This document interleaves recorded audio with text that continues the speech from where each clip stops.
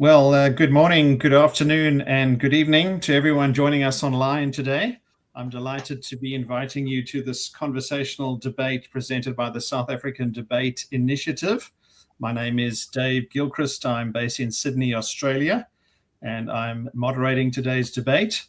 Just a reminder of the title. So the title of today's debate is, Who is the Real Jesus?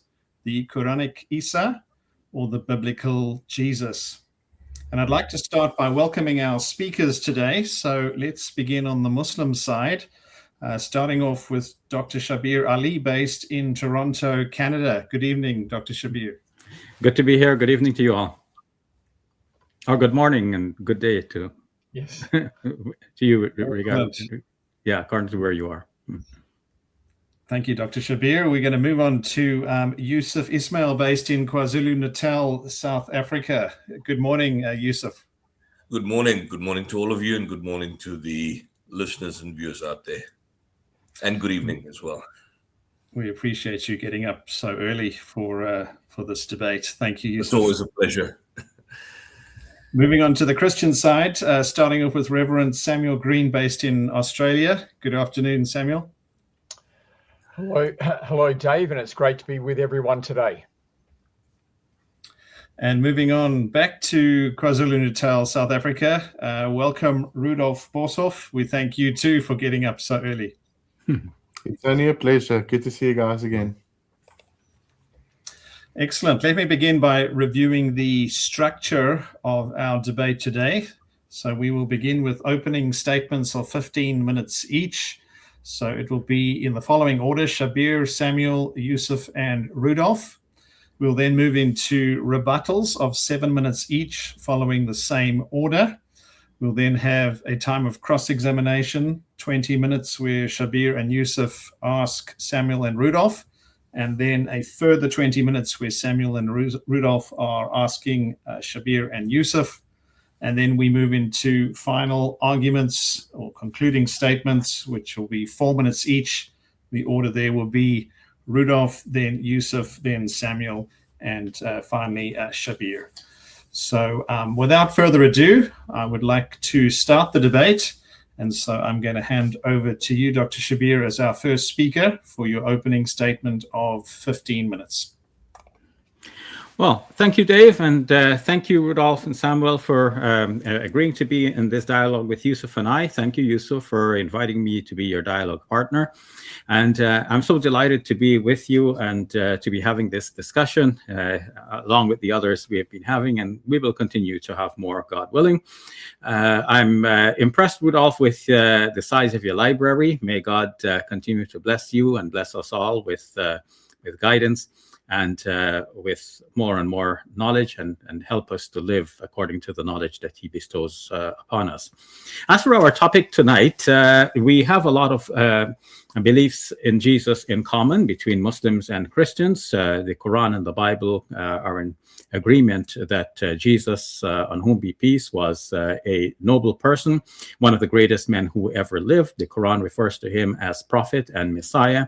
The Quran shows that Jesus, on whom be peace, was born of Mary, whom Muslims affectionately remember as the Virgin Mary. The Quran shows that he performed many miraculous deeds according to the will and permission of God, that he even healed the blind and cured the leper. And the Quran says that God raised him to himself, which is interpreted by traditional Muslims as meaning that God took Jesus up bodily into heaven, and that eventually Jesus will come back another time upon the earth. So we see that Muslims and Christians do agree on a lot regarding Jesus. And outside of the Christian and Muslim faiths, I do not know of another faith that holds Jesus in such high regard as what I've just described. At the same time, there are differences, no doubt.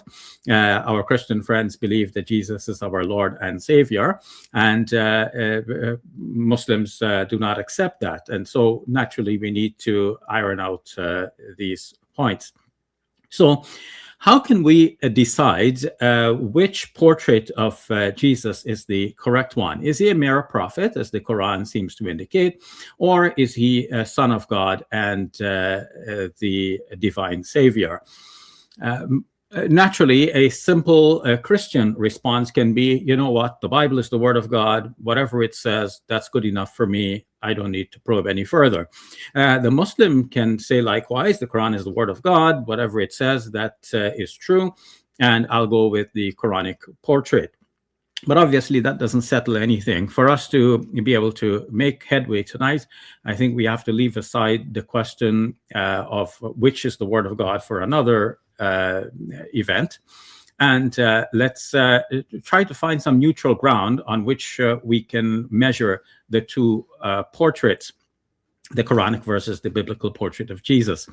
So one neutral ground that comes to mind immediately is the historian's ground. Now, of course, historians are not gods, and historians have come up with a variety of different images of Jesus, anywhere from a cynic sage to an apocalyptic prophet, one who, according to some historians, would have failed. He thought that the world would end in his lifetime, but it didn't. So Muslims and Christians would hesitate to take such a view of Jesus because we believe, as a matter of faith, that Jesus was not a failure. He was the Messiah of God and successful, and God knows whom he chooses to be his prophets and his messiahs, not failures, but successes.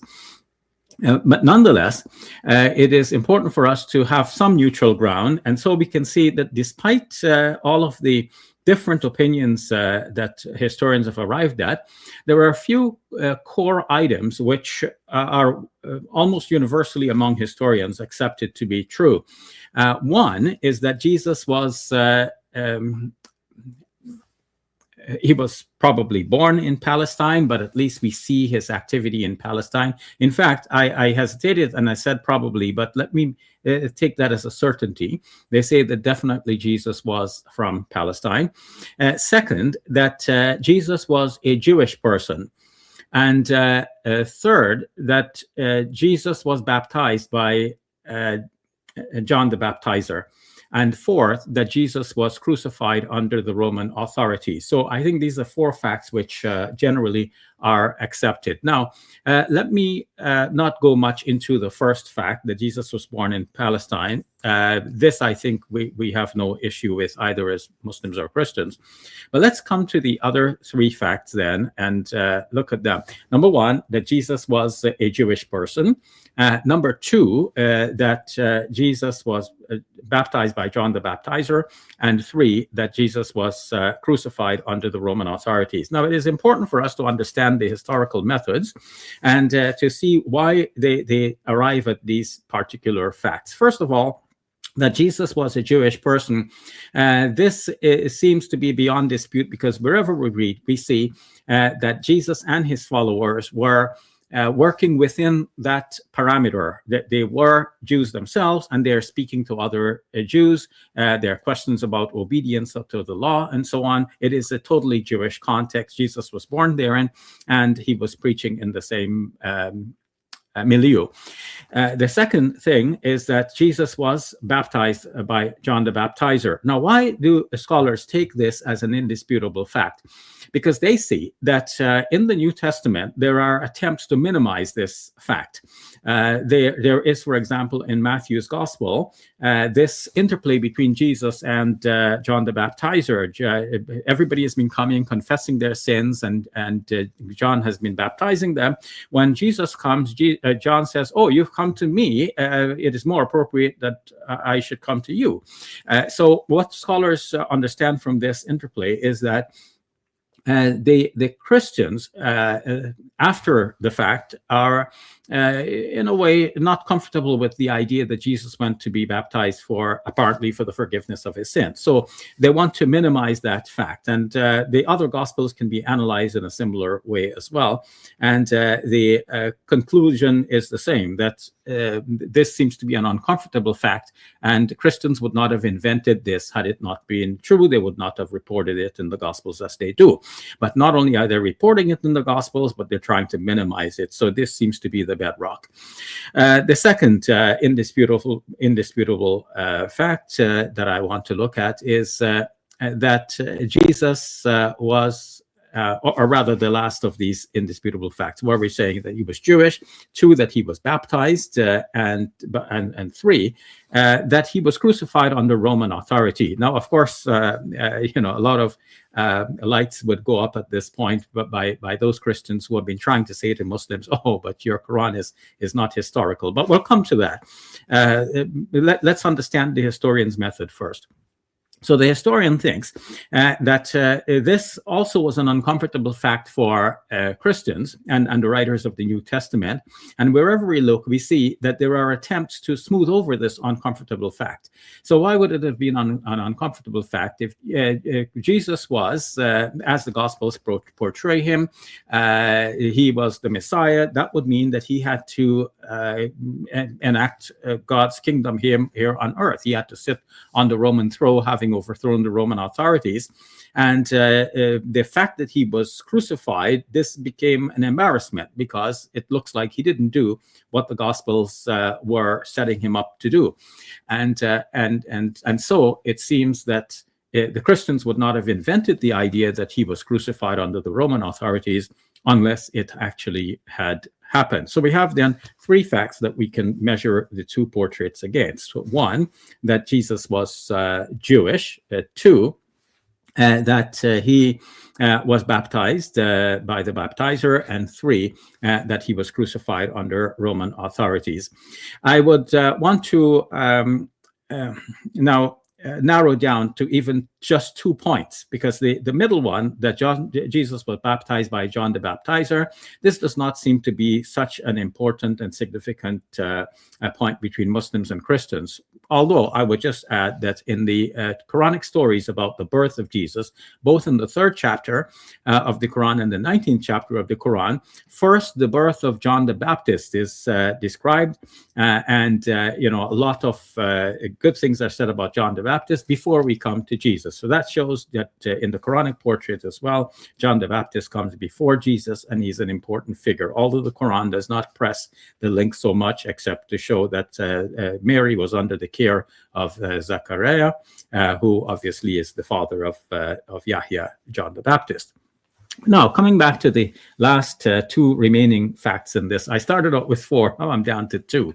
Okay, so these last 2, I believe, are very important and crucial. 1, that Jesus was Jewish, and 2, that he, according to the historians, was crucified.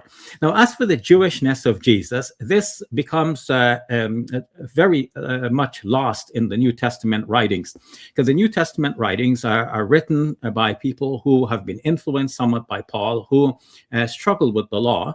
And he can be interpreted in different ways, and there have been classical interpretations. There is also now a new perspective on Paul, which basically says that Paul actually thought that the law was still valid for Jews, but we should not impose that on non-Jews, and that Jews live in a covenantal relationship with God, based on which the Jewish people as a whole are going to be saved in the end. Something like this. It's a perspective that is still being discussed. But under some of the statements of Paul's letters, one would expect that Jesus wouldn't keep the law, and so this has been a long-standing Christian perception that at least Christians do not need to keep the law, whereas there are indications, even in the writings as they are now in the New Testament, that Jesus kept the law himself. And it was expected that his disciples will keep the law after him. In Acts of the Apostles, in chapter 15, for example, they even reach a decree, a conciliar decree, in which they will impose on even Gentiles that they're to keep certain aspects of the law, including some kosher laws. So the Quran, on the other hand, seems to accept that Jesus was Rasulan ila Bani Israel. He was a messenger to the Bani Israel. And he said, I have come to confirm what remains in my presence of the Torah. And I am making permissible some of that which was previously impermissible for you. So it looks like the Quran scores well on this criterion of representing the Jewishness of Jesus. Coming to the last point for my last couple of minutes now, the crucifixion. Actually, the crucifixion turns out to be a double-edged sword, because if Jesus was, according to Christian theology, the divine Son of God, it's hard to see how he would have been crucified. Unless he is really engineering the whole thing to make sure that he will be crucified, in which case he will be suicidal. So I think this was a very crucial issue. And taking this a little bit further, to say that Jesus was crucified, like when the historians say that he was crucified as a fact, they're saying this based on the idea that Jesus was crucified for treason. This is from the Roman point of view. So all of this is very problematic for the idea that Jesus was the divine Son of God, but we'll expound upon that later. Lastly, I want to say that from the Muslim side, we do not need to conclude that the Quran is in error on this, because when the Quran is denying that Jesus was crucified, a traditional Muslim understanding is that someone else was made to look like Jesus and crucified instead. Now, of course, historians would balk at that idea. However, I believe that Yusuf and I are in agreement that we do not need to go that route. All we need to assert is that from the Quranic point of view, Jesus was not killed by the method of crucifixion. He may have been put on the cross, but taken down alive in a comatose state and revived, probably in the tomb from where God raised him into heaven, and he will come again. So on this view, we can actually agree with Christians on a large swath of what is related in the New Testament regarding this whole crucifixion matter. And not to say that the gospel should be taken at face value, but only for the point of advancing our dialogue, I would say that this idea that that Jesus came down from the cross alive and was taken up into heaven, this would explain a lot. For example, why the tomb was empty. It would also explain why the disciples saw Jesus, because God could have shown them a vision of Jesus in heaven to satisfy them that despite the doom and gloom of the moment, Jesus is actually alive and well, and that God has rescued him. And that would have empowered him to go forward and preach faith in Jesus as the Messiah. So that would explain the birth of the Christian mission. So altogether then, to sum up, I've narrowed down to two historical facts of wide agreement: that Jesus was a Jewish person. That's well represented in the Quran, not so in the Gospels and the rest of the New Testament. And two, that Jesus was crucified. I've seen that the Quran explains that well. And the Christian theology more generally, but the New Testament writings in particular, would be hard-pressed to make theological sense of this fact that Jesus was crucified. In fact, this is one of the reasons why the historians think that this was one of the bedrock facts, because the New Testament writings are struggling to make sense of that. So I rest my case, and I'd like to hear your responses, and I'll come back with more, God willing. Thank you, Dr. Shabir. Right on 15 minutes. Thank you for that. We're going to move straight into our second speaker. So over to you, Reverend Samuel, for your 15 minutes, and I'll bring up your slides now.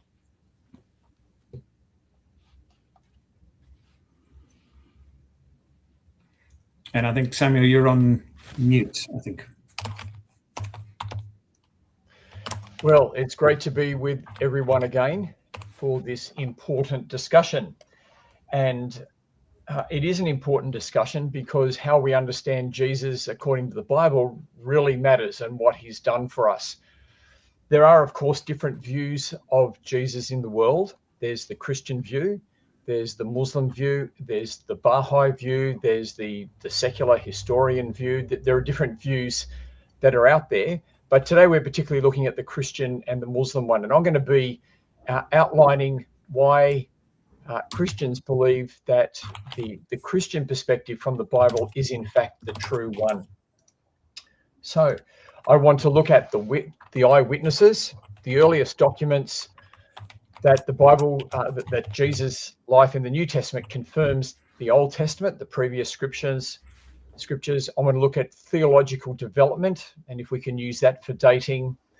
The Bible is confirmed by history, and the Bible is confirmed by the Qur'an. So a few points there. I'm just going to touch on each of these quite quickly. So let's look at the first one. First of all, when Jesus came, he deliberately chose disciples to be with him so that they could be his witnesses. So he appointed 12, designating them apostles, that they might be with him and that he might send them out to preach. So Jesus' mission was not just for him alone to be here, but to have his disciples, something the Quran would agree with, and that they were to be with him, and that they, as a result, would be witnesses for him. And we read about their witness in verses like this: that which was from the beginning, so it's speaking about Jesus here, which we have heard, which we have seen with our eyes, which we have looked at, and our hands have touched, this we proclaim concerning the word of life. So the New Testament makes it clear that these disciples are eyewitnesses, and that this is where the New Testament finds its origin, in their witness. This is actually fulfilling Israel's mission to be God's witness in this world.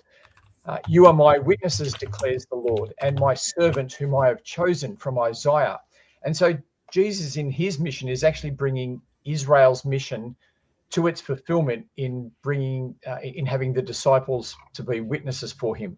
And so we read, you apostles will receive power when the Holy Spirit comes on you, and you will be my witnesses in Jerusalem and in Judea and Samaria and to the ends of the earth. And so what we see here is that we've got multiple witnesses to Jesus' life from these apostles. There's Matthew, Mark, Luke, John with their testimonies behind them. We've got the apostle Paul, James, John, Jude. So we've got a number of people giving their testimony to Jesus. And it makes it clear here that they've been given the Holy Spirit to be empowered to do this. Now, I'm not going to focus too much on that. I'm going to, like Shabir, look at it from a historical point of view, but I do want to point out that there is that spirit inspiration aspect to it. Now, very often the idea of authorship comes up, where people will challenge the authorship of the New Testament. And I'm just going to briefly touch on this because we might do it more in our discussion. But often this is done with the fallacy of equivalence, where people will say the Gospels are anonymous, but anonymous does not mean unknown. That's a different idea. And so the apostles were known to the churches that they started.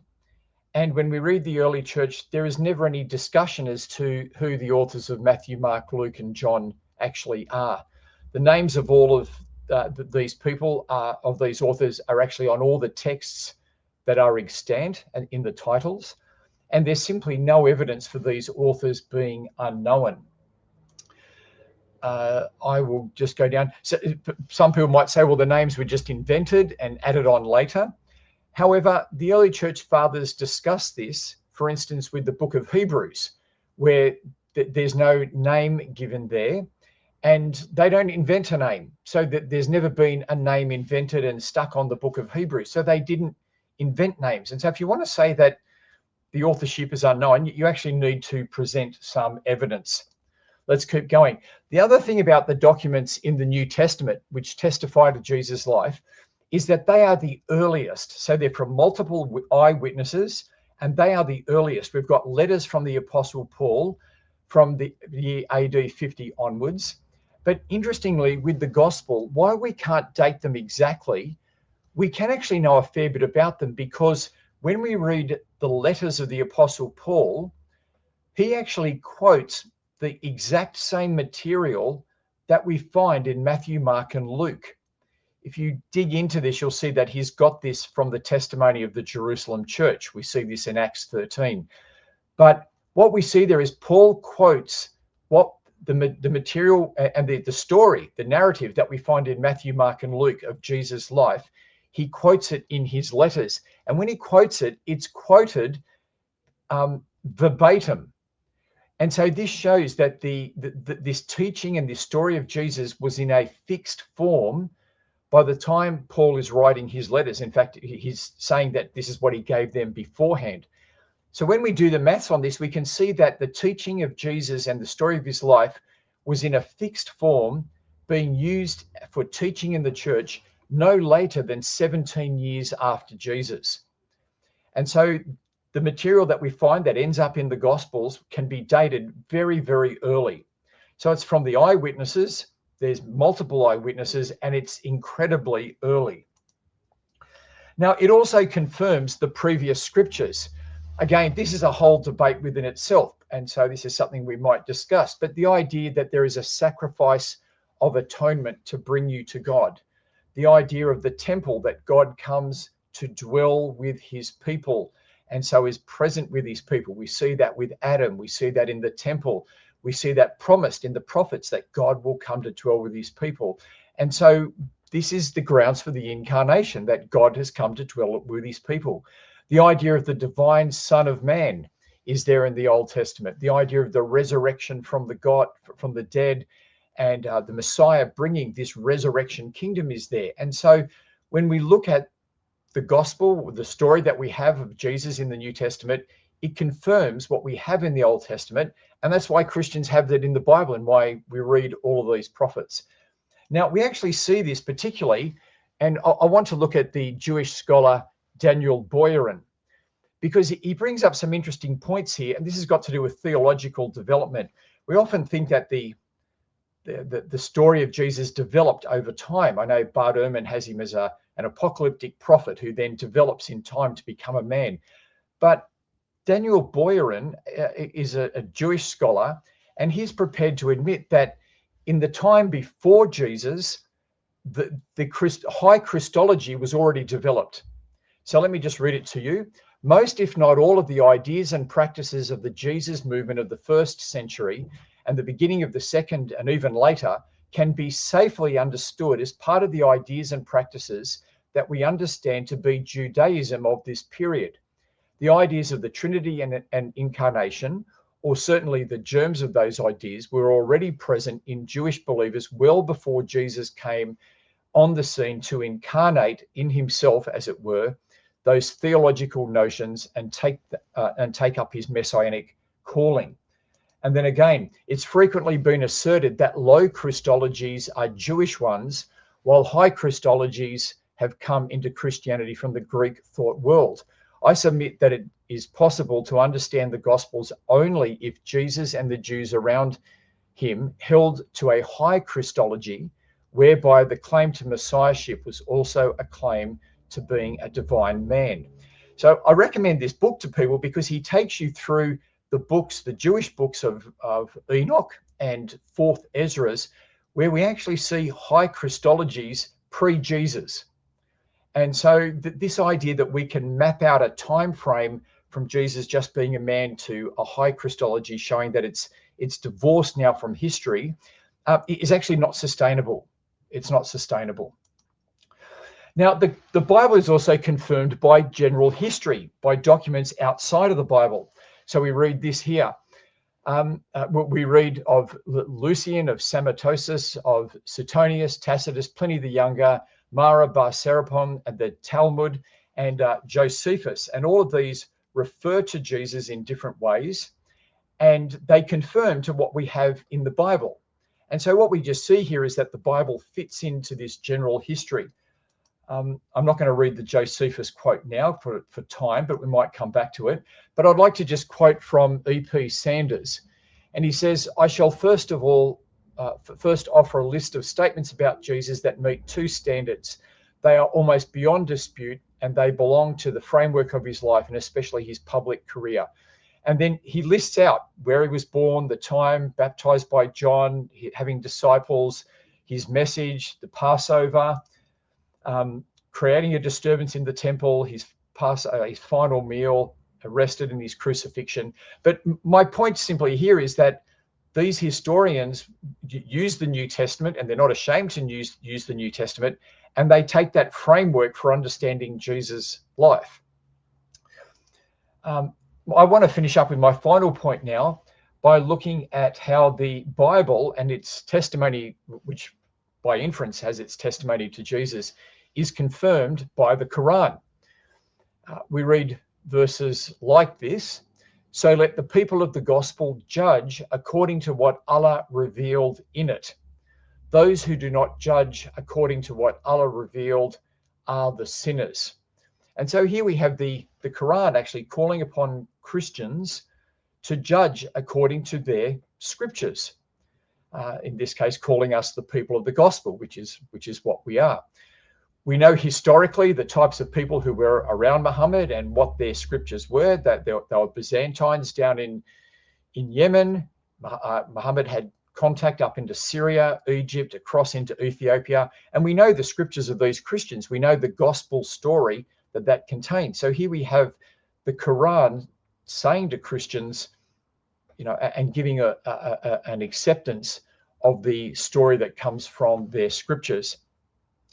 Finally, and this is just from Ibn Ishaq's Sirah of Muhammad's life, but it's interesting here that it has a reference to the Gospel of John.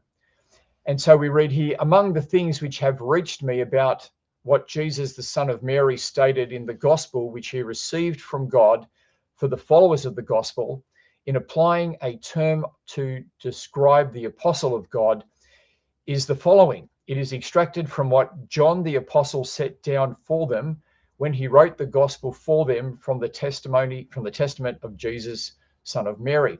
And the point I just want to bring up here is that he specifically refers to John's gospel, and it goes on to quote from John 14. But my point here is that this is from the earliest biography, the extant biography that we have of Muhammad's life. And what is it doing? It's identifying the Gospel of John as a true representation of Jesus' life. So again, this is broader writings within Islam confirming that the Bible has the truth about Jesus. So in conclusion, which book has the truth about Jesus? Well, I want to say, I'm just presenting the biblical view and defining it at this stage. I want to say the Bible has the truth about Jesus because it has the eyewitnesses that he called and commissioned to witness to his life and to pass on his message. It has by far the earliest documents. As I said, we can even date some of the quotes to within 17 years of Jesus' life and death and resurrection. It confirms the earlier scriptures, and so we have that continuity there. There is no theological development by which we can say, well, this came later and so they're not true history. The Bible is actually confirmed by history. It fits into that framework, and historians use it as a historical document. And finally, it's confirmed by the Quran and the Sirah, which call upon Christians to follow their scriptures and by inference what it says about Jesus, and the Sirah, which explicitly mentions the Gospel of John, which again is the Christian position that we would be inviting people to find out about. And so to conclude, I'd want to say, if you want to know the truth about Jesus, then read the Bible, read the Gospel accounts. Thank you very much. Thank you, Reverend Samuel. We're going to move straight on to Yusuf for 15 minutes. Before you start, Yusuf, I'm just going to take Samuel's slides down. So Yusuf, over to you for your opening statement of 15 minutes.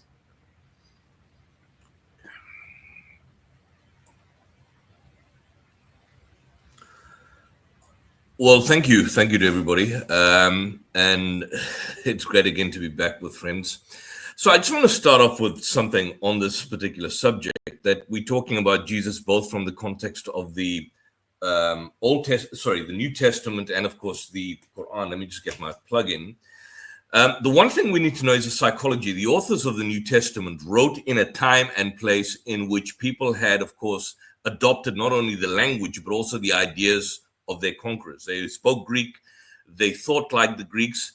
And if you look at the scholarly consensus, people like Fredrickson, Hopkins, Giza Vermesh, and so on and so forth, they write that the idea of the authors was to purge the notion of anything Jewish that was not easily compatible with Greek thought. And in fact, to explain themselves using non-Jewish Greek ideas that their listeners and readers would find comprehensible. Now, so some would make the argument that you have that earlier on, the stories about Christ quickly became vehicles of abstract doctrines based or model on Greek philosophy and indeed Greek religion. Now, I've got an interesting book here. This is by Craig Blomberg. Blomberg's a conservative. He's from the University of Aberdeen, a professor at Denver Seminary. And in his book, Can We Still Believe in God? In the chapter called Weren't the Stories of Jesus Made Up from Greco-Roman Myths? He makes an interesting point in his conclusion, and this is what he says, to quote him: there are probably places where one or more of the New Testament gospel writers drew on certain aspects of the way Greeks and Romans tended to tell their stories about Jesus, about their legendary heroes. It is even likely that Jesus was aware of what forms the lives of sages in his world took, and in places deliberately conformed to those models. So here he's attempting to rebut the position that the stories of Jesus were made up from Greek and Roman myths. But he hypothecates that there's a likelihood that there's a modeling around these particular heroes. And he goes on to say,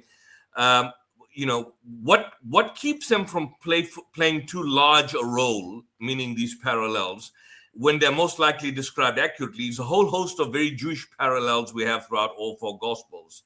So he doesn't discount the idea that there are parallels in Greco-Roman mythology, and even hypothecates and plays around the idea that the authors are probably drawing around these particular legendary sources when they develop this. But he makes the point that there's a sort of self-awareness in relation to this. This is no less a scholar like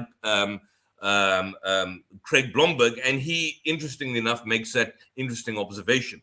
Now, if you look at the gospel stories, you find that there are variations, but the variations sometimes reflect the different theological aims of the audiences and literary styles. For example, if you look at Matthew describes Jesus as someone who is a miracle-working Messiah, understanding the law. Mark basically speaks about Jesus constantly having this identity crisis, and keeping his identity secret. Luke presents him as a sort of divine man with supernatural births and speaks about his birth. And it's only John's gospel that you have a portrait where, Jesus is presented as this kind of pre-existent divine being.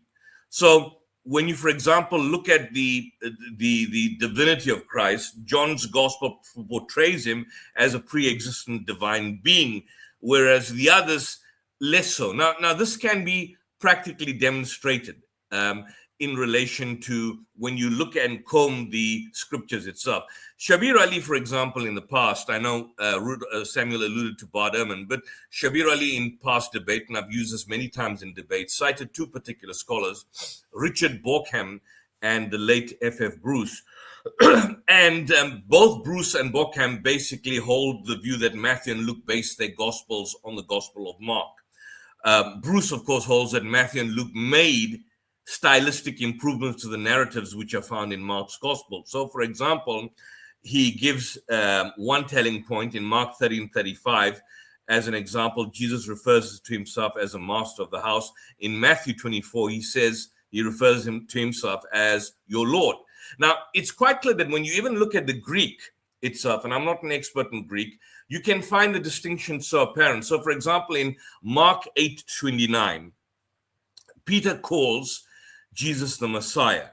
I think if you look at the Greek, just forgive my pronunciation, kai autos eperota, autos haimes, detinami, legete enai, apokrotes, ho Petros lege autose I, ho Christos.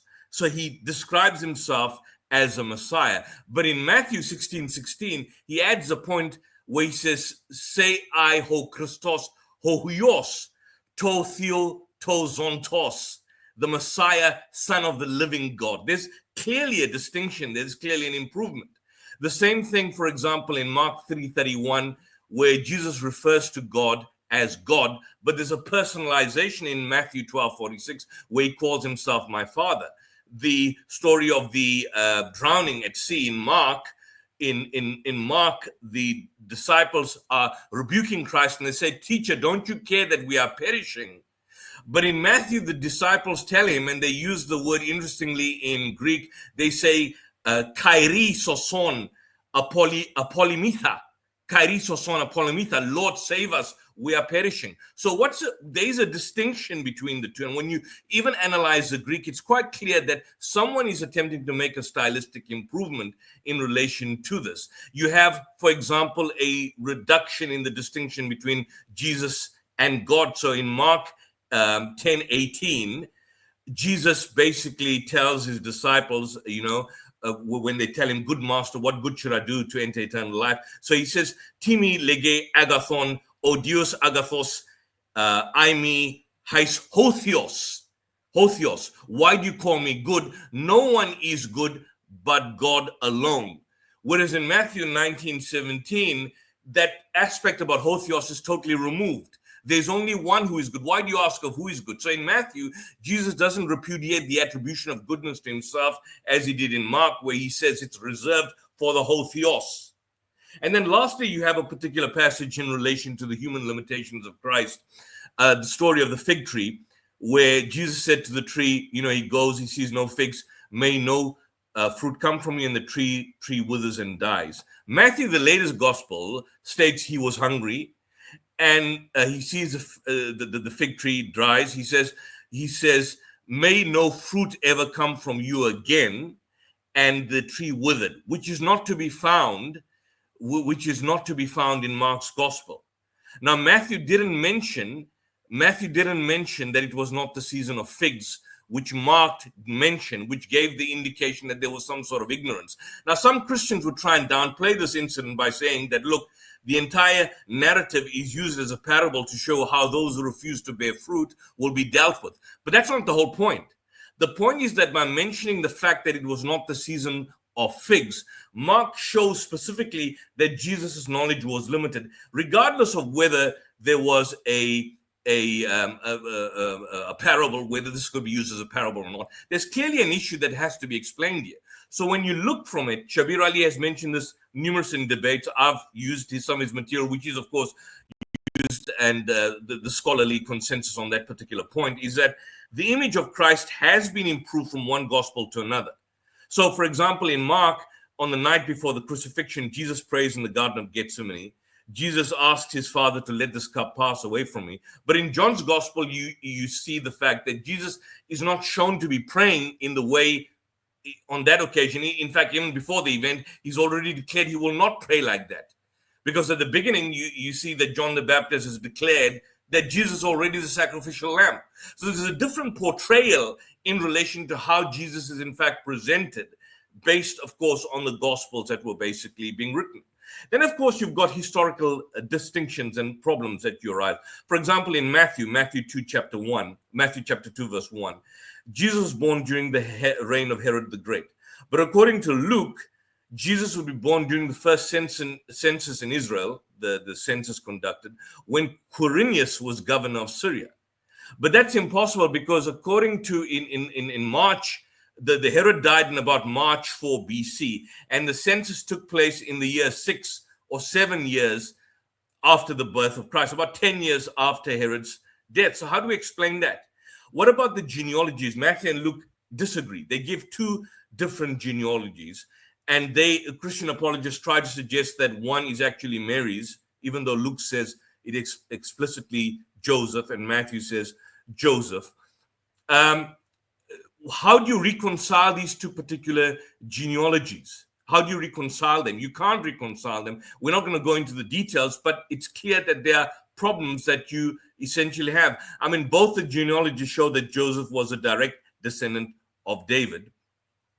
But if Joseph is not Jesus' father, then Joseph's genealogy would be meaningless insofar as Jesus is in fact concerned. So one has to wonder why Matthew and Luke in fact include them. Well, why do they in fact include them? And so these are problems that you effectively have. Long after Matthew and Luke wrote the genealogies, the church invented, or I would say probably came up with the idea of the virgin birth and tried to effectively break the physical link between Joseph and Jesus in relation to that. The other problem is, why do only Matthew and Luke mention the story of the virgin birth? Why do none of the other gospels, in fact, mention them? Why do Matthew include 4 women in Jesus' genealogy? Why would they include them? To have women in the genealogy is very unusual, and women of sexual impropriety is highly problematic. The only reason is that can make any kind of sense is that Joseph, rather than the Holy Spirit, according to the gospel narratives, impregnated Mary, and that this was not known by others who argued that because of this, Jesus could not be the Messiah. So by mentioning the women, the Messiah, who must have been the descendant of King David, will at least have 4 so-called loose women in the genealogy. So what difference does one make? That's the only implication one can get. And there are many passages like this. I mean, for example, I know time is limited, but if you look, for example, at the crucifixion, they mentioned Jesus being crucified between 2 robbers. We know that crucifixion was reserved for insurrectionists, rebellious slaves. If we look at the resurrection, for example, who found the empty tomb? If you look at each gospel, you find a different answer. Who did they find at the tomb? When you look at each gospel, there's a different answer. What did the woman say about the tomb? Again, the gospel accounts give us different arguments, different positions, different perspectives in relation to what happens. Now, when you contrast that to the Quranic narrative about Jesus is not spectacular. There are no spectacular claims made about Christ. He's fundamentally presented as a prophet. So, for example, in Surah 2, verse 87, it says, we gave Jesus, the son of Mary, clear signs, strengthen him with the Spirit, with the Holy Spirit, with the Archangel Gabriel. To Jesus, the son of Mary, gave clear signs. Or, O Mary, God gives thee glad tidings of a word from him. He shall speak to the people in childhood and maturity. He shall be in the company of the righteous. In Surah 5, verse 46, we sent Jesus, son of Mary, confirming the law that had come before him. We sent him the gospel. Therein was guidance and light and confirmation of the law. They do blaspheme who say God is Christ, the son of Mary. But said Christ, O children of Israel, worship God, my Lord and your Lord. Whoever joins other gods with God, God will forbid him the garden and the fire will be his abode. Christ, the son of Mary, in 575, was no more than a messenger. Many were the messengers that passed before him. His mother was a woman of truth. They both ate their daily food. So the Quranic narrative of Christ is not spectacular, in other words, where you would have to basically waive your rationality and then enter the realm of imagination and fancy, where you've got this kind of superhero kind of characteristic. If I were to tell you that Superman lives down the road, it's going to be unbelievable. Nobody's going to believe that there's a superhero down my road. That's going to be difficult to understand. But if I say, look, I've got a neighbor, he's working an 8 to 5 job as usual, he has kids and so on, that's believable. That's essentially the Quranic narrative of Jesus, that he's a man, a human being like us. He's a prophet of God. He's a mighty messenger of God, one of the mightiest messengers of God. He was vouchsafed revelation. He came to confirm the gospel, the Torah. And essentially, anyone who views him in any divine sense is in fact mistaken. The only real distinction or problem that you could basically have from a Christian point of view is that it essentially denies the crucifixion. But it denies it more particularly on theological grounds, on the idea directly taking a corrective approach from the position that someone could be killed and thereby, as a result of their death, they could be a sacrifice which would result in the atonement of humanity with regards to its sins. So he's not a sacrificial lamb in the sense of dying for and on behalf of the sins of humanity or the sins of the elect or the sins of mankind. But there's nothing spectacular which you could say that, look, this is a description which is not accurate. So, for example, in Surah 5, verse 114, you basically have the passage that did God tells Jesus, and I'm going to end on this point, did you tell men worship me and my mother as gods in derogation of God? Jesus will say, glory be to you. Never could I say what I had no right to say. Nothing along that line. So in conclusion, I would make the argument that the Quranic point of view is far more reasonable, far more grounded, far more rational, as opposed to the biblical New Testament narrative, which seems to have this kind of evolutionary approach and which seems to be based in large part, to a certain extent, on the idiosyncrasies and nuances of the Greco-Roman society of that particular time. And so I'd leave this discussion on that. Thank you very much. Thanks very much, Yusuf. We're going to move on to Rudolph's opening statement of 15 minutes. So Rudolph, I'll hand over to you and make sure that your slides are up as well. Well, thank you so much, friends. Thank you so much once more for having this discussion. And it's always a pleasure to discuss, things pertaining to specifically faith with these gentlemen. So I think Samuel addressed and presented the biblical account as a basis for what we can know about Jesus that aligns pretty much with the biblical and historical data. So I will outline 4 points that address key assumptions about Christ, and I will try to demonstrate why we can confidently affirm that the biblical portrait of Jesus is not only the earliest, but also the most reliable account of who he was and what he said. What I will do is I will contrast it with the claims of the Quran and show why it's rather the biblical Jesus, not the Isa of the Quran, who is certain. So my first point will therefore begin by examining the Quranic portrayal of Jesus and identify some of the key problems that we have with it. So the Quran, compiled in the earlier century, over 6 centuries after the life of Jesus, draws upon some traditions, some oral, some later interpretive developments, rather than what we know to be the first century eyewitnesses or the Gospels. And like Samuel showed, by contrast, the canonical Gospels are rooted in early historical sources, including historical traditions in the Pauline corpus, some creedal materials that we can observe in 1 Corinthians that is shown, and so forth. But let me just say that when we look, for instance, at the Gospel accounts, we can show that and see that these sources consistently attest to what is historically reliable. For instance, in the crucifixion, all Gospels include a crucifixion narratives. That is very important. Some of Christ's divine claims, probably Mark, which is deemed to be the earliest, if you hold to a Markian priority view, would deem Christ to be spoken of in very high claims, I would suggest. And then, obviously, as Shabir mentioned, when we look at the crucifixion and the resurrection, all of these things are very early attested, especially in one of the earlier creedal forms by Paul in 1 Corinthians 15, 3-8. But we should ask also the contrary question. What about the Quran? Because the Quran denies these 3 elements that I've just mentioned, presenting, as Yusuf now just said, Jesus is a human prophet. And we can see quite clearly that the Quran mentions in Al-Ma'idah, it's chapter 575, that it calls Jesus just the Messiah, the son of Mary, who was just only a messenger. So regarding the crucifixion, let me just say, if we look for any source material, if we want to relate the crucifixion narrative that we see in the Quran with anything, we find that it's close approximated to the 2nd century Gnostic influences, like, for instance, Basilides and his substitutionary theory, rather than the actual historical gospel and the actual historical events. Now, Basilides was an early Gnostic who claimed that his teachings were derived from the Apostle Matthias, but we can see quite clearly that the Quran clearly aligns itself with early Gnostic tendencies concerning the crucifixion of Christ. Even when it tries to refute the divine claims of Christ, we can see quite clearly, for instance, in chapter 2, 116, 18, verse 4, and then also in the Quran, chapter 6, 101, where it refers to Jesus as the Son of God.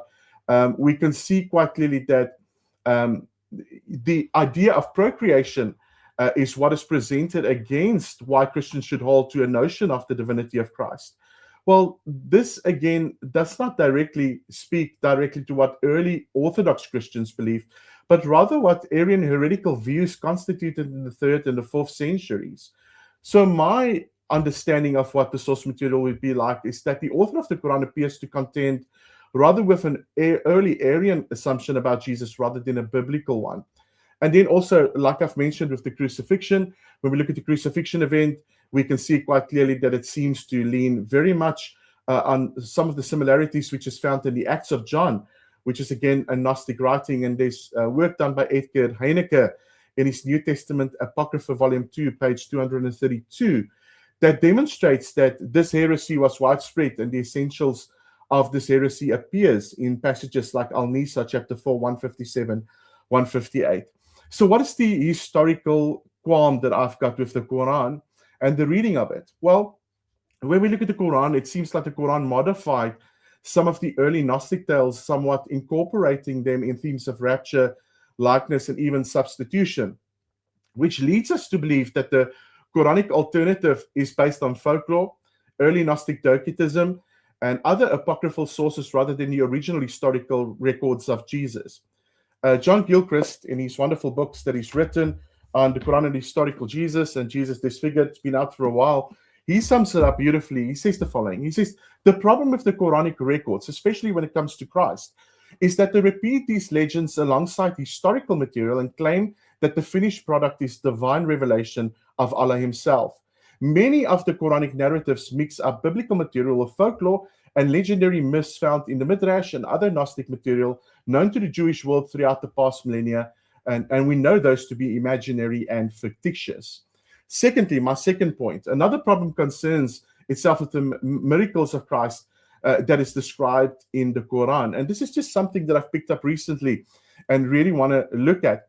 The Quran obviously attributes to Jesus miracles that encroach on God's exclusive domain of creation, such as animating clay birds in chapter 349 and 510 is mentioned again.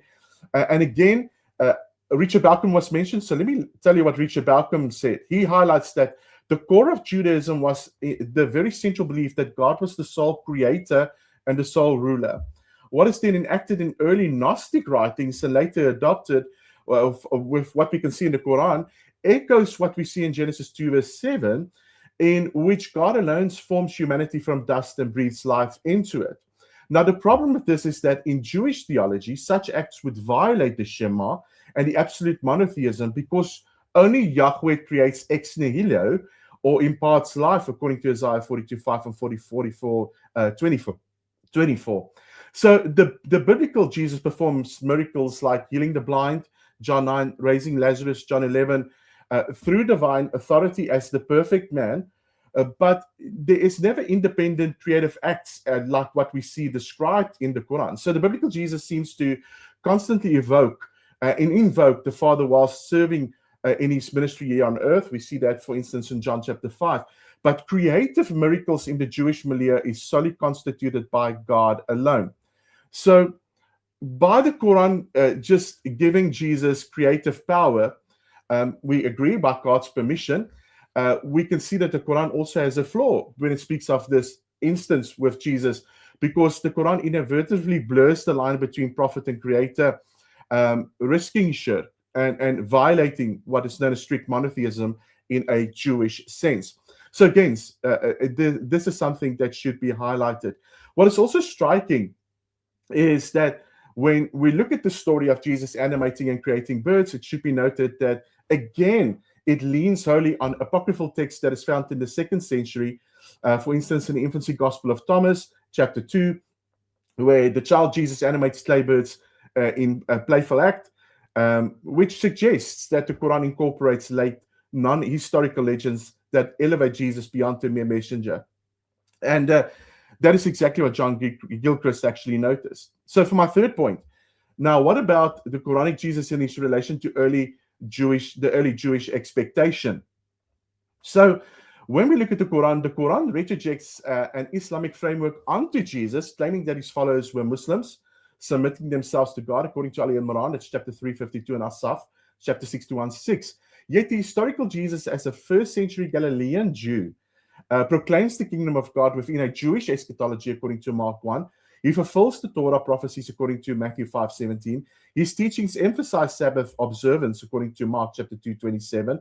He cleanses he upholds the temple purity, according to John 2:13-22, and he exceeds the messianic hopes from Isaiah 61, with no trace in any of this to the ritualistic aspects of ancient Arabia or anything that we find in the practices of devotion when it comes to Islam. There's no salat, there's no formal prayer, there's no psalm, there's no fasting during Ramadan, to mention just a few things. So what is the historical flaw when we look at the Quran and its assumptions about Jesus? Is that the post-resurrection Jesus and his disciples remained Torah-observing Jews. You can read that in Acts chapter 21, 22-24. And they eventually evolved into a messianic sect without adopting Islamic practices. I think another interesting point noted by Samuel is that when we look at the depiction of the work and life and the milieu of Jesus, we can see that there is no temple Judaism in relation to these Quranic practices. So even if we look at these instances, if we look at prophecies about Ahmad in the Songs of Solomon, Deuteronomy, and similar texts, we can see again that they lack first century attestation when it's mentioned in the Qurans. And we can see that the demands that is placed that there's another prophet to come that is to come is absent in the Dead Sea Scrolls, Josephus, and other revelational documents. So that is very important to keep in mind as well when we look at the Jesus of the Quran and measure him towards history and the biblical imperatives.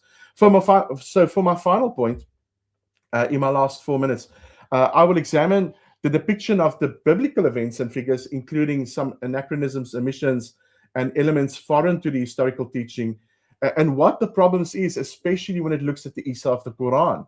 Now, let me just start off and say that the Quran, while presenting Jesus as a prophet, as we just heard, it still incorporates details that conflate him with earlier biblical figures, and it omits core aspects of his ministry and documents that is documented in the first centuries.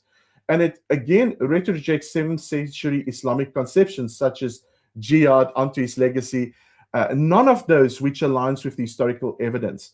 So let me show you what I mean, because scholars widely regard the Quran just as lacking an independent value for reconstructing the historical Jesus, and they view it instead as a derivative of late antiquity and traditions, and apocrypha rather than actual eyewitness accounts. So let me show how this historical and theological flaws affect what we can believe about Jesus and how it's void in the biblical text.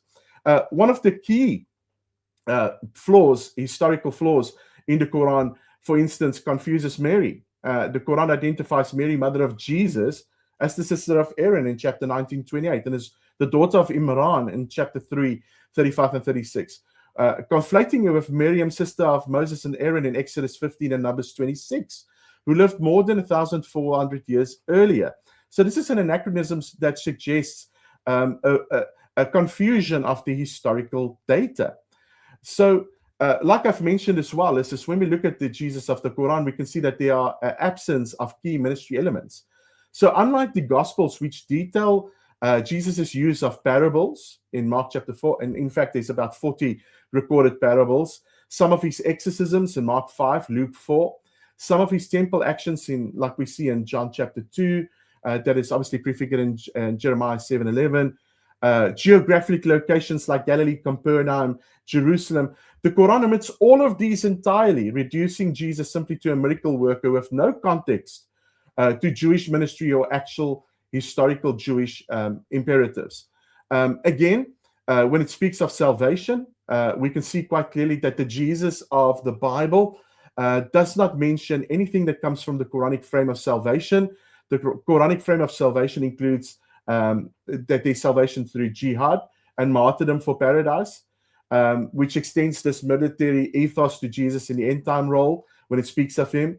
Yet the historical Jesus never taught violence. In actual fact, when we look at the biblical imperative, we can see that Jesus teaches imperatives like turn the other cheek, love your enemies in Matthew chapter 5. And we can see that there's a mention of the entry into the kingdom through repentance and faith, according to Mark 1:15 and John 3:16. Not any armed or devotional struggle, as the author of the Quran would have us believe. So the Quran applies its own doctrine of salvation through jihad. It even mentions that the followers of Jesus in the end time roles, and this is specifically in the Hadith, will wage war, kill Dajjal, and enforce Islam.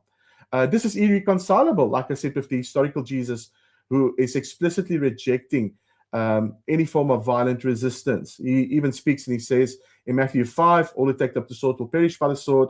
John 18, he says that my kingdom is not of this world, my servants will not fight.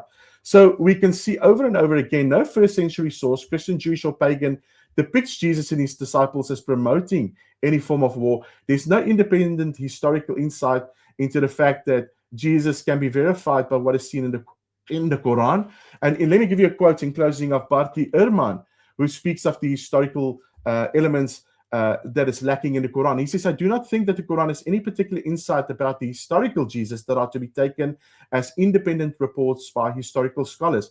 Neither does any historical scholar that I know, or anyone who works seriously on the historical Jesus.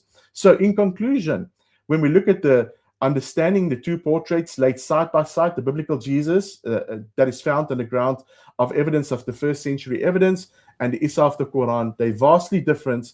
And let me just say, the one is historical and sure, and the other one is not. And I'll stop there. Thanks very much, Rudolph. Break down your slides. We're going to move now into a time of rebuttals, which will be 7 minutes each, and we will follow the same order as we did in terms of opening statements. I'm going to hand over to you, Dr. Shabir, for your rebuttal of 7 minutes.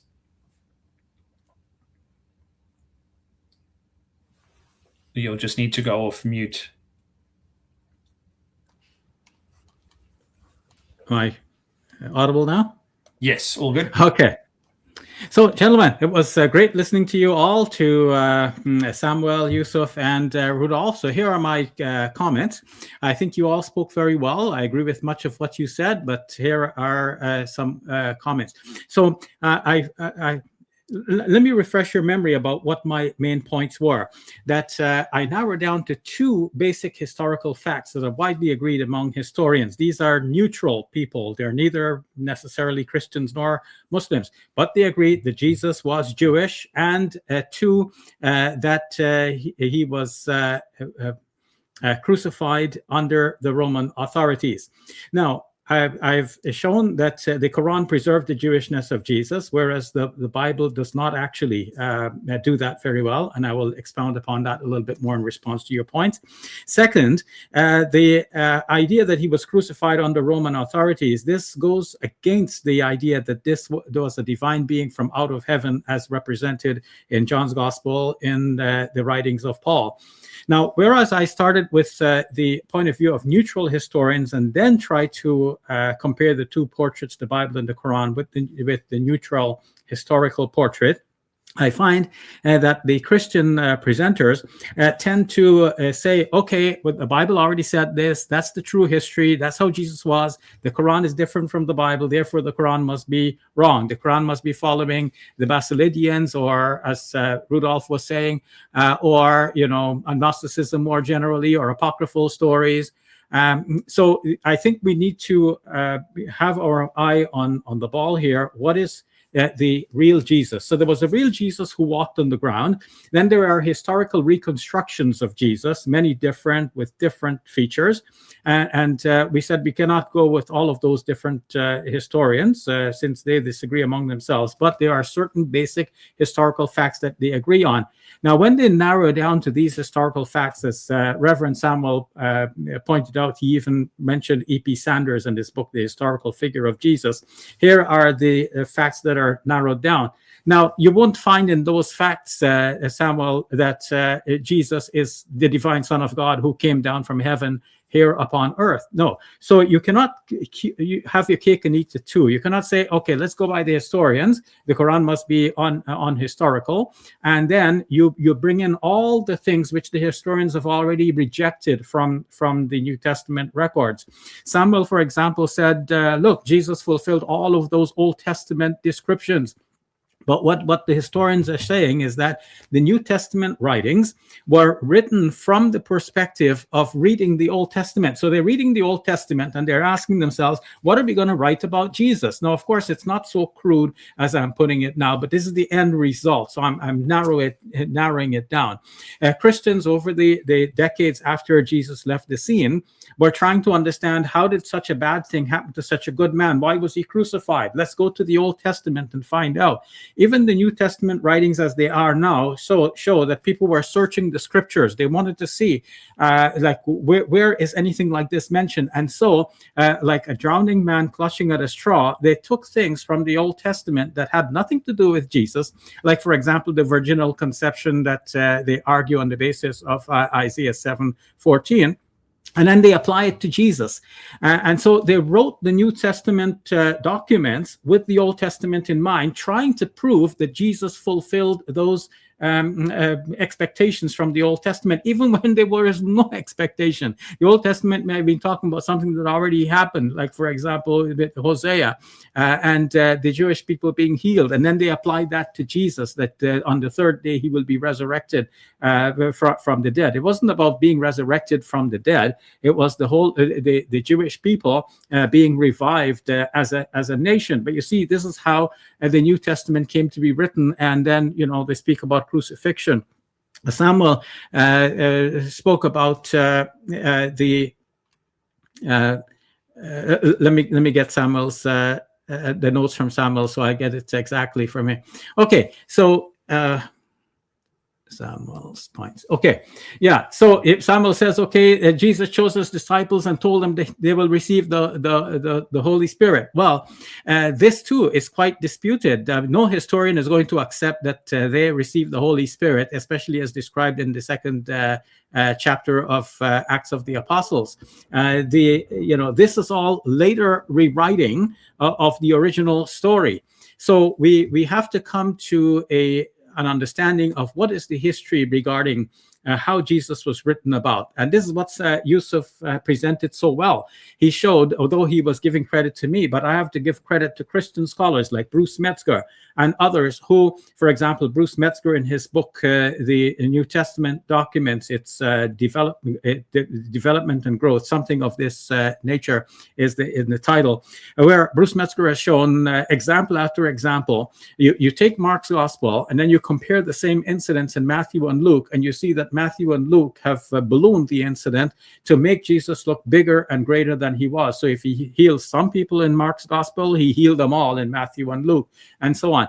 Then when we go to John's gospel, scholars widely recognize that you can't take John's gospel as being historical. Rudolph mentioned Richard Bauckham.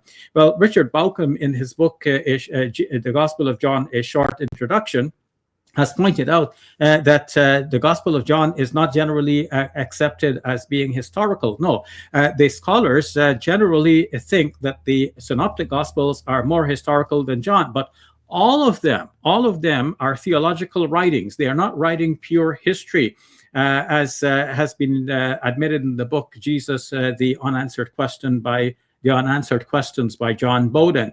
So we can see how Matthew and Luke improved the stories as they were already found in Mark, which was their source. John Bowden's point is that if we could find Mark's source, we would see that Mark has also improved the story. But we don't have all of Mark's sources. Now, there was an oral gospel before the gospels that we have now, and Matthew and Luke depended on that gospel, according to the reconstruction of many scholars. Now, of course, this is not one of the hard facts, but this is widely accepted that there was a Q gospel. Rudolph spoke of Markan priority. Side by side with Markan priority is often the gospel Q that is evoked. Now, the Gospel Q does not show that Jesus will die for the sins of the world.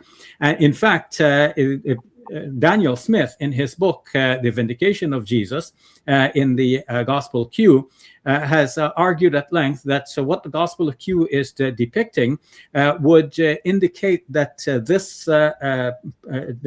person to be crucified or that will meet this dreadful end, he will be vindicated by God, and probably it could be interpreted to mean that he would actually be saved alive, which is what Muslims can argue on the basis of the Quran.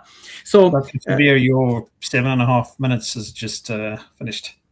Oh, okay. So I'll leave it at that, and I thank you all for your patient listening, and I look forward to hearing more of your responses. Thanks. Thank you. Thanks very much. We're going to move on to Reverend Samuel for your 7 minutes. Thank you for that, Shabir. I'll just go through many of the points that you've just brought up there. You started off by saying that Muslims and Christians respect Jesus, and as I pointed out in my talk, so do the Baha'i. So that there's a few other religions that accept him. You were talking about the New Testament minimizing John. You really need to give some evidence for that, because John is in all of the Gospels. In the accounts in the book of Acts, when they preach the gospel, they begin with John. John, yes, is lesser than Jesus, but that's what Malachi chapter 3 and Isaiah 40 say, that there's a messenger who's going to prepare the way for the Lord. So he's not being reduced. He's just having his biblical role. And in fact, what we see of in the Bible is what we also see in Josephus. So what the Bible says about John is what Josephus says. So that's what John was known for. You mentioned that the Jewishness of Jesus is lost due to Paul, and Yusuf brought up the idea that the disciples thought in Greek. So I'm going to sort of deal with those two ideas together. First of all, I find that strange to say that. Matthew begins with a full Jewish genealogy. So Matthew and Luke both have these genealogies which are thoroughly Jewish. Paul calls Jesus fulfilling the promises given to the Jews. In John, he's called the King of the Jews. So I don't think that you can really say that the Jewishness of Jesus is downplayed. In fact, Professor Daniel Boyarin, that I quoted before, he says that the Gospels are thoroughly Jewish and can only be understood as Jewish documents. Yes, there is a difference between how the law is kept, but this was also the case for the Old Testament. So in the Old Testament period before Jesus, the Jewish people did not expect the nations to keep the law. They were under the Noahide covenant from Genesis chapter 9. So there was a different way in which the law was applied even in the Old Testament. And so the gospel has its own way of being applied to Jews and Gentiles in the New Testament. In fact, and this is coming to Yusuf's point a bit more now, far from purging the Jewish thought, that issue is actually being dealt with already. There was a man named Marcion early in the church's history who wanted to get rid of the Jewishness, and the church completely rejected that. And they did it by saying we must keep the Old Testament, the Jewish scriptures. We must learn about God from there. So there's simply no evidence to say that Jesus has been, that the Gospels undermine his Jewishness. Shabir brought up the idea of how can the divine Son die? Well, I think that that's just the broader issue of understanding the Old Testament and passages like Isaiah 53 and how all of the savior figures in the Old Testament, be it Daniel or David or Joseph, they all suffer before entering their glory and bring salvation. Just a few points with on Yusuf there. You mentioned Blomberg. I'd be keen to see what he actually says there, because I think what you'll find with your quote to your reference to Blomberg is that he's not saying that the Gospels are modeled on mythologies, as you suggested, but on the current biographies of the day. And so there's been a lot of scholarship where people look at the biographies in the Roman world and saying, well, is there a tie to the Gospels? But they're not myths, they're biographies. You spoke about variations in the Gospels, and Shabir also brought this up about Matthew and Luke developing from Mark. But I want to say you've only given half the evidence, because I've looked at this, and what you actually find is sometimes it goes the other direction. What I mean by that is when the man is let down through the ceiling, the roof, and Jesus heals him, the people say in Mark, this is blasphemy. When Jesus forgives the man, they say, this is blasphemy. Only God can forgive sins. And so a very strong statement of divinity to Jesus there. Whereas when you read Mark and Luke, it's not there. And so you've given examples of it developing in Matthew and Mark, but I can give you examples where it goes the other way. And so that whole methodology needs to have a more holistic approach to actually get an answer. Just showing one answer, one example actually doesn't show anything, because I can show one's going the other way. Yusuf mentioned that Matthew and Luke contradict each other when it comes to Herod. And you were saying in Matthew, it's when Herod is ruling, and then you talked about in Luke, the census of Quirinius. But I just want to read from Luke chapter 1, verse 5, where it says, in the time of Herod, king of Judea, there was a priest named Zechariah. And so Both Matthew and Luke have it at the time of King Herod. So there's no problem there. You mentioned the genealogies, and they're different genealogies. Well, that is correct. We have different names in those genealogies. In one sense, it's strange for Jesus to have a genealogy because of his virgin birth. He in one sense, has no genealogy. So it's anyone he's going to have is going to be unusual. How do Christians understand that? Well, we may see one as being more of a political one of the Davidic kings in Matthew. In the other one, it may be more biological, but it's also that people have different names. Most people had several names. So there's even Jesus' disciples. There's Cephas, Simon, and Peter. Now, if you only put one name into a genealogy, you may end up with different genealogies if you're only putting one name in, but that person may have multiple names. But also you mentioned the women being included, and you're right. The women who are in there are these shameful women, and that's actually part of the artistic approach to these genealogies. Matthew actually truncates his genealogy to make an artistic point, and includes women in them. So my point there is that other things are going on with these genealogies. You mentioned that the virgin birth was something invented with the story, and we might come back to that. But we actually both believe in the virgin birth, I would have thought. And my final point will be that you said there were different people at the tombs and everything. It's actually not. When you read them in Matthew, it will talk about the three Marys who come to the tomb. And this is often brought up in Bart Ehrman's writings, where he'll say in John, it's just Mary. But when you read Mary in John chapter 20, verse 2, she actually says, we don't know where he is. And so while it only talks about Mary, when you read carefully, there are other people with Mary. So I just want to say that we can answer those objections that you brought up, and that the Bible is actually the place to learn about Jesus. Thank you very much. Thanks very much, Reverend Samuel. We'll move on to the next rebuttal, which is from your side, Yusuf, of 7 minutes. Thanks. Okay, thank you. Thank you to all of that, Samuel and Rudolph.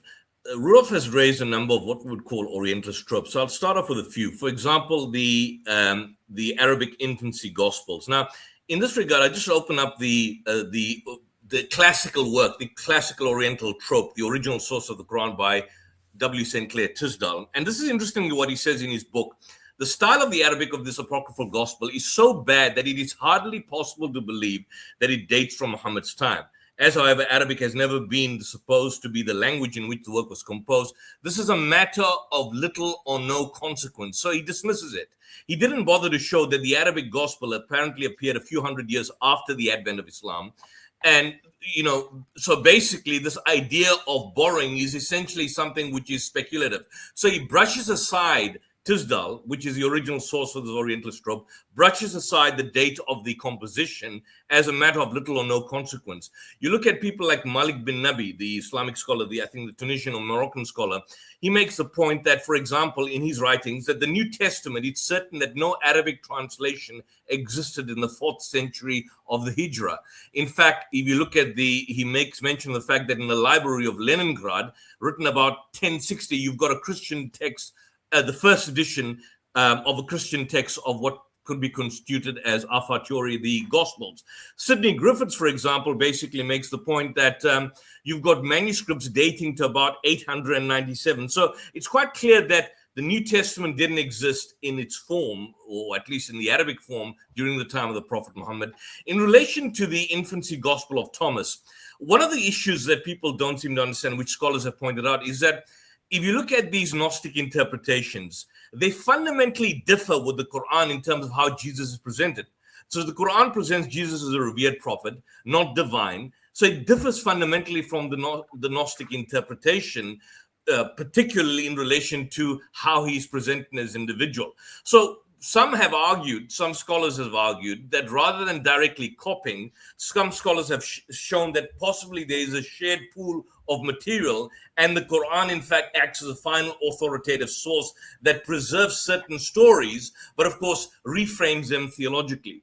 Then Rudolph brings up the issue of Sister of Aaron. I mean, these are old classical, outdated Orientalist tropes. I mean, for example, if you look at the Hadith, the Christians of Najran during the time of the Prophet, they raised a similar objection in Sahih Muslim. And there's a Hadith which states that, when I came to Najran, they asked me, you read, O sister of Aaron, whereas Moses was born before Jesus. When I came back to Allah's Messenger, I asked him about that, and he said, the people of the old age used to give names to their persons after the names of the apostles and pious persons who had gone before them. And this is in Sahih Muslim. So it's quite clear that from the Hadith itself, the Prophet didn't confuse between the two Marys. He pointed out that people from earlier times gave names after the pious people who came before them. So you've got the Muslim exegetes that have already disproved the alleged confusion of the two Marys. You've got a scholar like Barbara Freyes-Tawassa, and she makes a point that Mary's designation as sister of Aaron has led some Christian polemicists to allege a Quranic doctrine of confusion. This controversy is very old, and refutation of the allegation by Muslim authorities is well documented. Ibn Kathir, for example, makes the same point. So this is really, really, really outdated. The other problem, so the issue is that the sister of Aaron is essentially a title which is referring to chastity and so on and so forth. You've got a similar hadith, for example, where Safiya, the wife of the Prophet, states that Aisha and Hafsa were condescending towards her. And then the Prophet says, you should tell them, how can you be better than me when my husband is Muhammad and my father is Aaron and my uncle is Moses? So obviously it doesn't mean the Prophet is literally saying that. He basically says in another designation of that hadith, the Prophet says, verily you are the daughter of a prophet, your uncle is a prophet, and you are married to a prophet, so how can she boast over you? So it basically shows that this objection is rather weak and rather, doesn't actually make any kind of, there's no argument in relation to that. Regarding Samuel, the scholarly consensus, even from someone as an individual like Craig Blomberg, as an example, states that the Gospels aren't direct first-person eyewitness accounts, but traditions based on eyewitness testimony. So, the anonymity of the Gospel is generally universally acknowledged. There's a universal acknowledged. Most scholars agree that the authors weren't eyewitnesses in a kind of a strict video recording. You mentioned something about the book of Hebrews.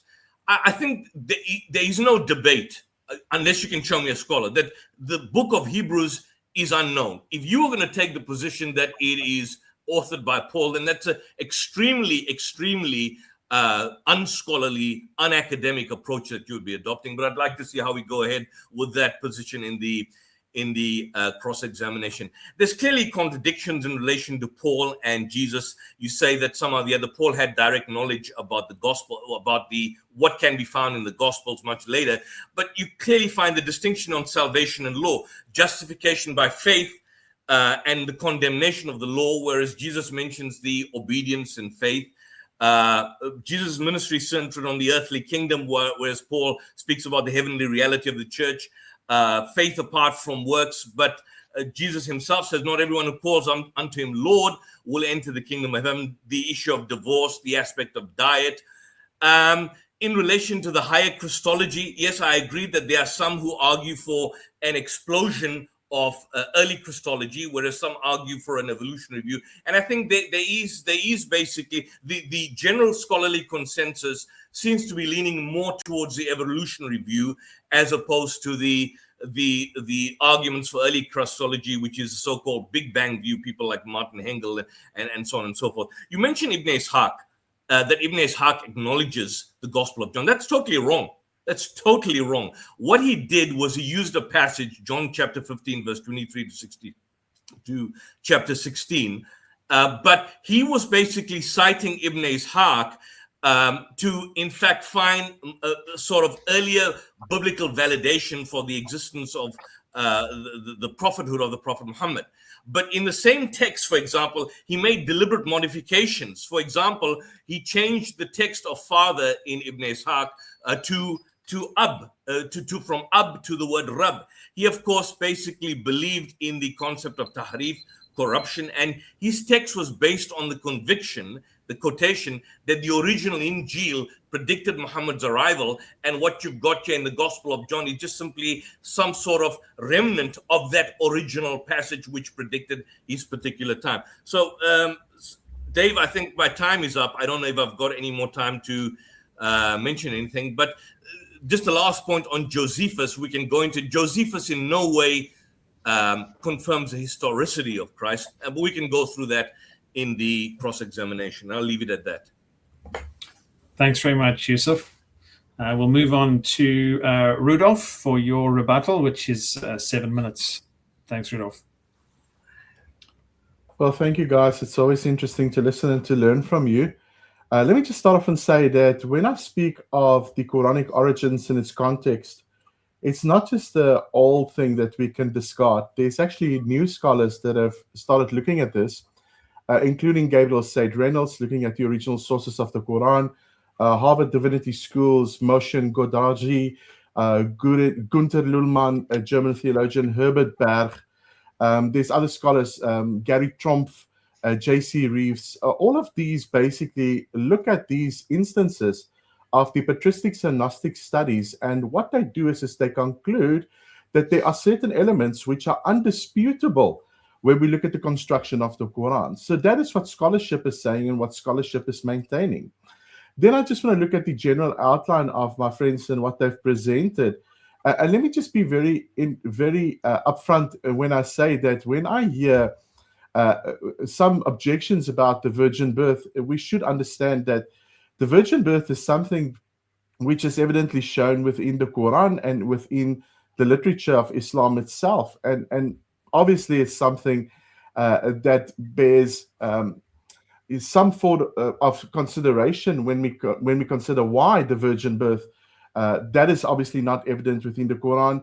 When we look at the messianicship and the messianic title of Jesus within the Quran, when we look at titles of Jesus being used in the Quran, we cannot lean on the Quran itself to give life or meaning to those titles. We have to go back to the very Gospels themselves to find some form of meaning and to show exactly what is described when we look at some of these instances.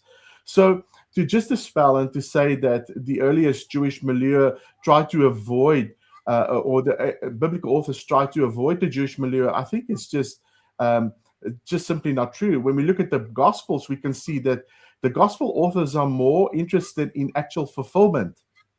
And when we hear ideas about conflation, let me just say that scholars like Ray Blomberg, even the works of Metzger that have been used, Metzger says it outright. When you look at the way in which he describes some of these conflations which has taken place, he said these authors are trying to make specific theological points. They're not retelling the stories or lying. They're simply explicating and taking and bringing together a coherent picture to the audience that they're trying to bring the gospel to. So if we look at this, it's very important for us to understand that the gospels in and of itself, there is none earlier than these gospels. And nowhere does it try to refute or explicate or even downplay what we can find and see when it comes, to instance, to what it's trying to depict historically. We heard it said that the Gospels in and of itself is not really reliable. But let me just say, no historian, Christian, Jewish, or atheist, argues that Jesus in and of himself can be disregarded when we look at the Gospels and find the Gospels to be of a primary importance. If you remove the Gospels, you basically lose half of antiquity. Everything we can know, everything we can basically see, everything these secular scholars like Tacitus and some of the scholars that Samuel have mentioned, if we take these claims of the scripture out, we can know and everything in antiquity basically collapse. Now, Shabir mentioned also that when we look at Jesus, we can see that he had suicidal thoughts, and there was this understanding that he wanted to orchestrate his own crucifixion. But that's not what the Gospels say. When we look at Mark chapter 14:36, we can see that Jesus prays to avoid death. He asks the Father to take this cup away from him. But what is standing and what is assured in all of the Gospels is that Jesus was crucified. In actual fact, all of the historical evidences that we can lean upon, and one of the critical facts that we can uphold is in antiquity, is that Jesus died by crucifixion. Even critical scholars assert it. Now, we heard that, okay, it might be a swooning. It might be something where Jesus woke up in a cool tomb, and he basically tried then to portray that as his resurrection. Let me just say, there were Roman soldiers that ensured that the people that were on the cross were dead. These were executioners. The scourging Jesus endured, the spear wounds that was fatal, the burial conditions make survival impossible. If you look at the amount of spices and the weight that would have been on him, all of these things show that there was absolutely no semi-conscious survival in any way or form. In actual fact, the swoon theory is just a modern-day myth that was constructed. Also, Yusuf mentioned about the pagan myths. He said that there was some influence that was actually bearing upon the reason the authors wrote. But recent studies have shown that the influence of Hellenism, especially on the biblical authors, were largely superficial. And you can look at works from Peter Green, you can look at works from G.W. Boshoff, you can go on and on and on, and you can see quite clearly that these scholars have showed emphatically that although Judaism and Christianity were surrounded by Hellenistic culture, they even died martyrs' death to maintain their own culture. So I think that is something counted for when we actually look at the understanding of these authors and how they articulated what they were trying to say. Also, some of the objections that Yusuf mentioned, I tried to write all of them down, but the pencil is slower than the tongue. So I hope I get some of these. But some of the objections, like where Jesus says, only God is good. It is very important to note that Matthew doesn't weaken Jesus' claim. He actually assumes it. And the passage challenges the listener to recognize who Jesus really is. He's not trying to deny or downplay who Jesus is. He already affirms that in the first and second chapter, that he is the Ha'adon, he is the one to come. The fig tree shows ignorance of Jesus. It's very interesting that when we look at the fig tree incident, the fig tree story is a prophetic action that illustrates Israel's unfaithfulness. It's not a botanical mistake or Jesus's ignorance. The different genealogies that Yusuf mentioned, the genealogies reflect different theological emphases to different authors in different contexts. We know that one is Jewish, one is royal, one is universal, and one is human. All of these have different emphases for different authors. The virgin birth. Let me just say that the omission from the other gospels basically does not deny the virgin birth. Not even the Quran denies the virgin birth. It just shows narrative focus. And John Gilchrist actually describes this beautifully in his Jesus Disfigured book. Again, the fact that the Quran lacks any supernatural Jesus, that's just not true. Contrary to the popular claim, the Quran is full of supernatural accounts of Jesus. So we can go on and on and on, and we can see that these things that were raised against the biblical text in and of itself is unfounded and simply not clear. And I think my time's up. I'll leave it at that. Your time is up. So we are going to move on to the time of cross-examination now, which is 20 minutes each. So we're going to start off with Dr. Shabir and Yusuf having an opportunity to ask Samuel and Rudolph the questions they would like. So I'll hand over to both of you to decide on how best to structure your 20 minutes in terms of questions. Okay, let me just time myself. And Dr. Shabir, you're on mute.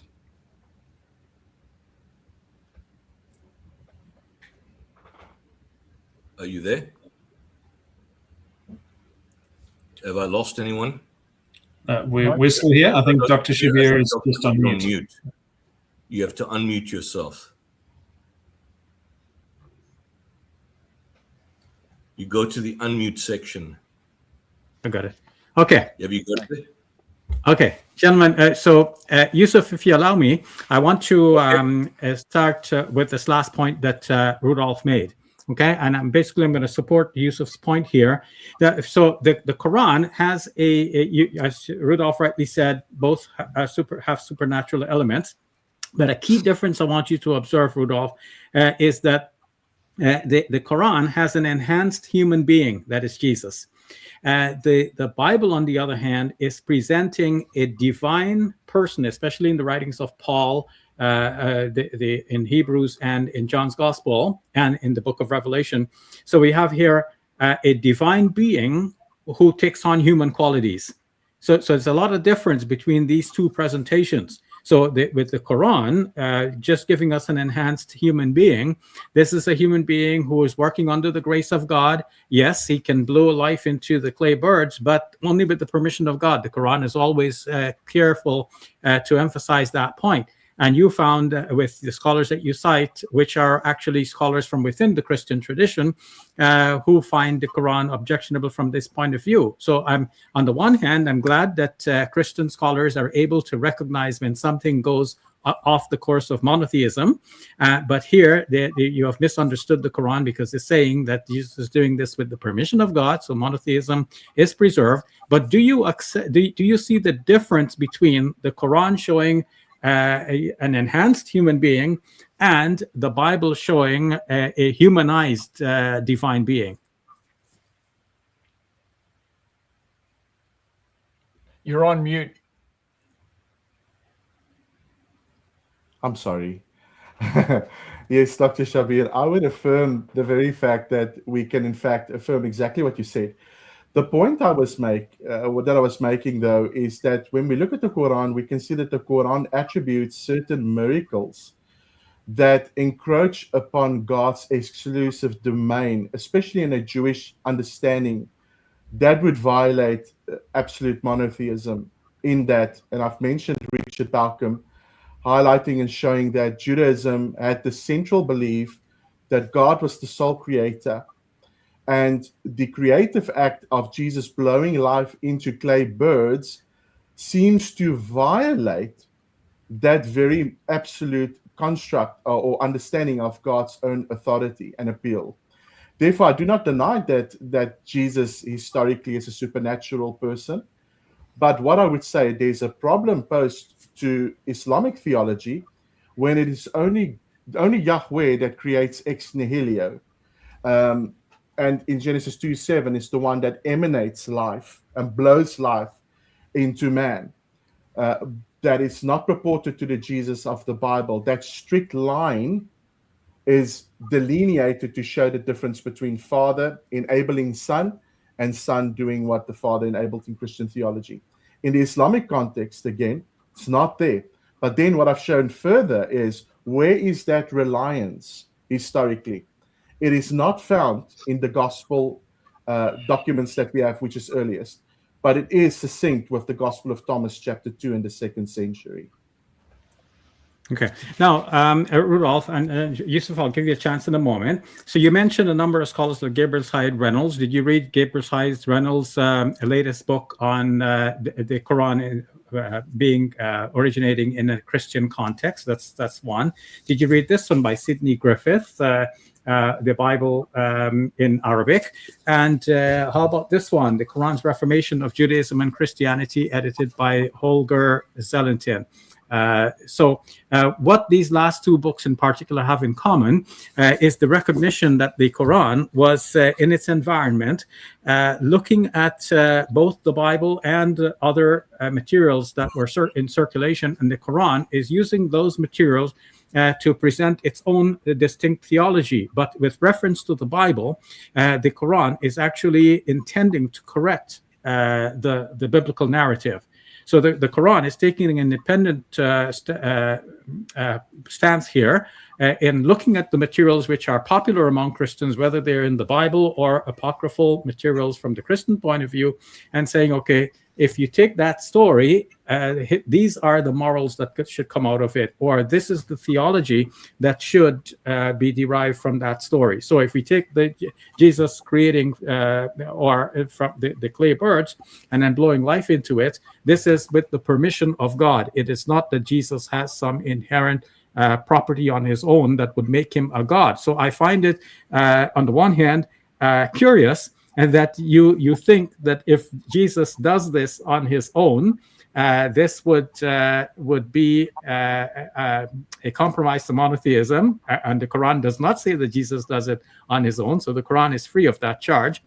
But on the other hand, you say that God could give Jesus, his son, that power, and then the son could create. And that would not be a compromise to monotheism. Of course, it's a compromise to monotheism, because here you have two creators, one who is God himself, and the other who, without needing God's permission anymore, he has been vouchsafed that power. He has the power in himself. He can just create as he wants. So now we have two creators. In fact, more than this, you have it in John's gospel that without Jesus, nothing was made. So Jesus, according to John's gospel, especially in that introduction, which some scholars think is a later addition into John's gospel, the first 18 verses. So according to those first 18 verses, Jesus is the one who created everything. So when we look up, we don't see God as our creator. We see Jesus as our creator. Is that not a compromise to monotheism? But my main point is that as it relates to this debate, how do you square the actual Jesus on the ground? So we have a real Jesus on the ground. We have the historian's reconstruction of Jesus, and now we have two books which are presenting Jesus, the Bible and the Quran. So now Yusuf's point is that if we want to defend the Jesus of the Bible and the Quran, which one is closer to the historical Jesus?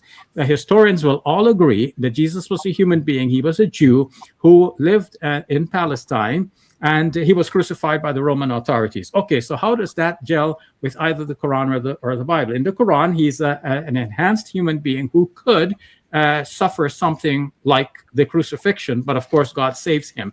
In the Bible, like if he is that humanized divine being, how could that divine being be crucified? So this is well, you have to show that your Bible is actually more in harmony with the historical reconstruction than the Quran is. And I don't think you can do that on these fundamental points. Only on the little points you can say, okay, it looks like the Quran does not have this point that is there in the Bible, and so on. But on these major issues, it's a slam dunk that the Quran actually presents a Jesus that is more in line with the actual Jesus who walked the ground, who can reasonably be imagined in our own minds and also not reconstructed by the historians. So how do you respond to that? Well, I think Samuel will be better with this, but let me give it a go. There were many things mentioned that I would like to address. I would simply state that, and again, like I said, Samuel showed this in his introduction, that the gospel can be seen as primary historical documents because they meet the criteria of standard historical documents in use of ancient sources. There's nothing earlier. Even if you give a late date to Matthew, Mark, Luke, or John, they're still the closest proximate biographies of Jesus than any other sources. That is very important. I think, secondly, something that Samuel mentioned is the fact that these gospels were based on eyewitness testimony or direct access to the eyewitnesses, where he says that Luke claims that he relies on eyewitness, John claims first-hand testimony. Mark is widely connected to Peter, a lot of people believe, according to Papias. But the fact is that the Gospels in the eyewitness testimony shows quite clearly that it can be classified as primary historical material. So I can go on, and I think Samuel will sort the rest out. What I want to say, though, is when we look at the person of Jesus in the Quran, and this is a point that is fascinating to me, is that when we look at the Jesus of the Quran, when I speak of the creative acts, I did not deny that anywhere in the Quran it says that Jesus did things by God's permission. No doubt. What I'm saying is the author of the Quran makes a mistake in granting Jesus the actual creative power of creating. He's doing in action something which is only reserved for God. If he does it by God's permission, it violates Jewish monotheism. It violates a biblical constitution of the miraculous. You can look at Craig Keenan as well. I've mentioned Richard Bauckham. But both agree that when we look at the actual act of creation, that is something reserved to God alone. And the gospel authors, and even Paul, tries to show quite clearly that Jesus encompasses two realities, one of transcendent infinitude and one of infinite immaturity, meaning that he is fully man. When he walks upon the earth, he is our perfect example. As Philippians chapter 2 says, he laid aside his divine privileges. He became a man like us. He served as our perfect example for us to show us exactly how we should enact the will of God. 1 Corinthians 15, Paul shows quite clearly that he's the second Adam. He restores that which we believe Adam lost. He becomes that perfect example, and he becomes that perfect mediator before God and man. He's the only man that can perfectly stand, and he can perfectly associate himself with humanity because he's the perfect man, but he's also the divine man, which means that he has pre-existed with the Father. He had an association with the Father even before the world began, and he is the only one fit to stand before the Father in his infinitude and be the perfect representation for us before the Father. John Gilchrist has got this beautiful thing that he says. He says the Father is God for us, Jesus is the Son with us, and the Spirit is God in us, which is beautiful. That relating again to what I've said about what we can conceive about what is given to as priority in the Quran seems to be void, because when we look at the Quran, we can see quite clearly, again, like I said, it's not just myself, it's not just this though. There are numerous scholars. I've read through Gabriel Reynolds. I've read the study Quran, even the study Quran. Even Nasser Hussain admits that there are certain elements within the Quran which relates more to early Gnostic tendencies. You can't just say these stories were told and they were in the milieu of the people in the surrounding time, and therefore they were absorbed in the Quran. No. The Quran claims to speak of the post-resurrection and pre-life experiences of Christ, but it doesn't include those realities. It includes realities, and it includes certain elements which is in total violation of what we can deduce about the historical Jesus. And again, like I said, I've mentioned a quote of John Gilchrist. The problem with the Quran and its records is that they repeat legends alongside historical material. We know these things are legends. We know these things have been influenced and written by the hand of normal people, yet they find themselves within the Quran. That is the problem that we've got with the Quranic Jesus. The Quranic Jesus is simply an argument against not Orthodox Christianity, because it seems, and that's what I've tried to show. What about the post-dated compositions, Rudolph? The fact that just the post-dated compositions of the apocryphal Arabic Gospels that post-date the Quran. Can you address that issue? Yes. That's not my question. That wasn't my question. But I'm saying that if you're saying a source material, a lot of the Arabic material come much later after the Quran. Yeah. In any case, Yusuf, I've taken a lot of time here, so I want to leave the rest to you. It's only like 7 minutes remaining. So go ahead, Yusuf, whatever which your line is. That wasn't my question. Maybe you can address that. But I just want maybe you and Samuel to address just 3 issues I want to make out specifically. Firstly, about this Christology, and I no doubt Samuel will quote passages from Mark which can show to a certain extent a high Christology. But I just want to demonstrate three passages here. Firstly, in Mark 4:38, the storm at sea. In Mark 4:38, the disciples said, "Teacher, do you not care we are perishing?" In Matthew, the same narrative is given, and the disciples are saying, "Kairi soson apolymitha, Lord, save us, we are perishing." That's my first issue, is that on the one hand, there's a rebuke, there's a condescension, there's a showing that Jesus has a don't care. But in the other one, they're saying, "Lord, save us." And they use a specific word in Greek. That's the first point. The second point is that, and this is because it's all related, in regards to fig tree, I have no doubt that the depiction can be used as a parable to show those who refuse to bear fruit will be dealt with in symbolic of the curse. The point being made is that why does one show Jesus having a lack of knowledge of the season, the earlier gospel, but the later gospel basically says that his knowledge was limited. He didn't know the season. It removes the lack of knowledge of the season in Matthew, which is contained in Mark. And the last point is that if there is no development, just to give one last example about the crucifixion, in Mark, he prays that his soul is troubled. But in John's gospel, he even declares he will not pray. And he's not shown to be praying in that way. So on those 3 points, can you explain why you have this discrepancy, or at the very least, which shows some sort of distinct personality surrounding Christ in terms of how he's presented on those 3 particular passages? Either Rudolph or Sam.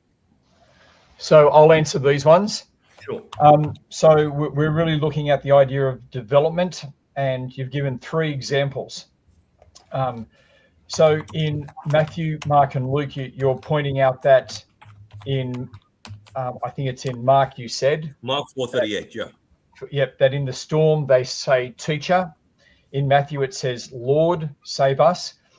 I guess I'd go to John 13:13, where Jesus says, you call me teacher and Lord, and rightly, for that is what I am. Now that I, your Lord and teacher. So we actually see that the disciples, remember there's a group of at least 12 men with him, and they're both using these words. And we've actually got reference to that, John 13:13, where it says they called him both Lord and teacher. So I don't see Matthew changing it. I see that that's just part of the historical eyewitness flexibility that you have as an eyewitness to. So Samuel, can I stop you on that point so I'm not misunderstood? I'm not talking about the utilization of words, of course, teacher, Lord, but the concern I want you to address is, on the one passage they say, if there's a rebuke, do you not care we are perishing? Don't you care that we are drowning? Where's your concern? In the next passage in Matthew, the later gospel, they're saying, save us, we are perishing. There's a direct translation of a rebuke to one of obeisance. So it's not just simply teacher and Lord. How do you explain the distinction between the two, if not that there's certainly a kind of an evolution in terms of how Jesus is presented, from a rebuke to a prayer? Well, I don't see it as a rebuke. Well, do you not care we are perishing? Is that not a rebuke? Don't you have care? Don't you care my son is running on the road? Don't you care? What's your problem? We are drowning. Do something about this. In the next instance, they say, save us, Lord, we are perishing. Is there no distinction between the two? Well, I just see that both are true, and just bringing up different aspects of the one event. Which one happened? Which one happened? Which happened? Well, both of them couldn't have happened. Well, why not? So no, but hold on. You have a narrative. If, for example, your son's running across the road, your wife tells you, don't you care your son's running around on the road? And then next you have a narrative which says, go save your son, he's running on the road. There's a distinction between the two. There's clearly a distinction. So which one happened? Did they tell him we are perishing? Don't you care that we are drowning? Or did they tell him, Lord, save us, we are drowning? No, let me answer it. I'm saying both are true, and then one is just an earlier expression of then what happens later on. One saying, Lord, save us, we're drowning. So sorry, don't you care? And then the other's just picking up, Lord, save us. I mean, they're all just aspects. So there's a lack of reverence. There's a lack of reverence in Mark, right? There's a lack of reverence in Mark. Why is the lack of reverence in Mark? They're both calling out for salvation. They're just saying it in different ways. And as I said, I think this is well within the realms of eyewitness flexibility to an event. So I just don't see. And just the last point about the prayer. Why is it in John's gospel he emphasizes he will not pray? I have to go to the quotation, but in Mark he says, Lord, I think take this cup away from me. And he became exceedingly sorrowful, and drops of blood, his tears were like drops of blood, and so on. Why is it that at that crucifixion there's no troubling of the soul in John's gospel? There is troubling of the soul. I've got to find it, but I've looked at this specifically in my Bart Ehrman video, where there actually is, where he says, now my soul is deeply troubled, but what shall I say? I've got to go and find it now. Yeah, it's 12:27. John 12:27. Yeah. John 12:26. Now my heart is troubled. So it's exactly the same as in the synopsis. Yeah, but notice the denial. He says, what shall I say? Father, save me from this hour? No, it is for this reason that I came to this hour. So it's a different presentation of Jesus. No, because that's exactly what we have in Matthew, Mark, and Luke, where he says, not my will, but your will be done. It's exactly the same. Not really, because in Matthew, Mark, and Luke, he prays. In John's gospel, he doesn't pray. He said, no, I'm not going to pray. Well, you've just directed it to it. He says, now my heart is troubled. Yes. We see him troubled in Matthew, So Mark, in the synoptics, that's followed by a prayer. He's asking, save me from this hour. But in John's gospel, he says, I won't pray to be saved from the hour because I came for this hour. So did he pray or didn't he pray? That's a problem. Well, I'm saying that both of them have Jesus praying that he's in trouble. No, Samuel. No, that's not prayer. Samuel, don't fudge the facts here. Just to be clear, let's be honest. In John's gospel, he's clearly saying, "I won't pray." Like his soul is troubled. Okay, that's the prelude. Yeah. So the prelude in the synoptics goes to next comes the prayer. In John's gospel, next comes the denial. I won't pray. Yeah. Well, I mean, I think we're overlooking a fact. Is this actually in the Garden of Gethsemane? No, it is not. It is not. But that's when he enters Jerusalem. But in John's gospel, there is no prayer in the Garden of Gethsemane, because when he enters Jerusalem in Mark chapter 12, in John chapter 12, as we have just been looking at, he already declared in advance he's not going to pray like that. So John's writer is not going to have him pray in Gethsemane later, and he doesn't. Well, whether or not we can say what John's gospel will or won't do, we are talking about two different times in Jesus' life. Yeah, but if he's God and if he's already predicted that he will not pray like that, then he won't pray like that. Well, all I can say is that he talks about his death and resurrection and has to go through the struggle with that, and we see that expressed at different times. But why is it so hard for you to accept that in 3 gospels he prays, "Save me from this hour," and in the 4th gospel he says, "I won't pray like that"?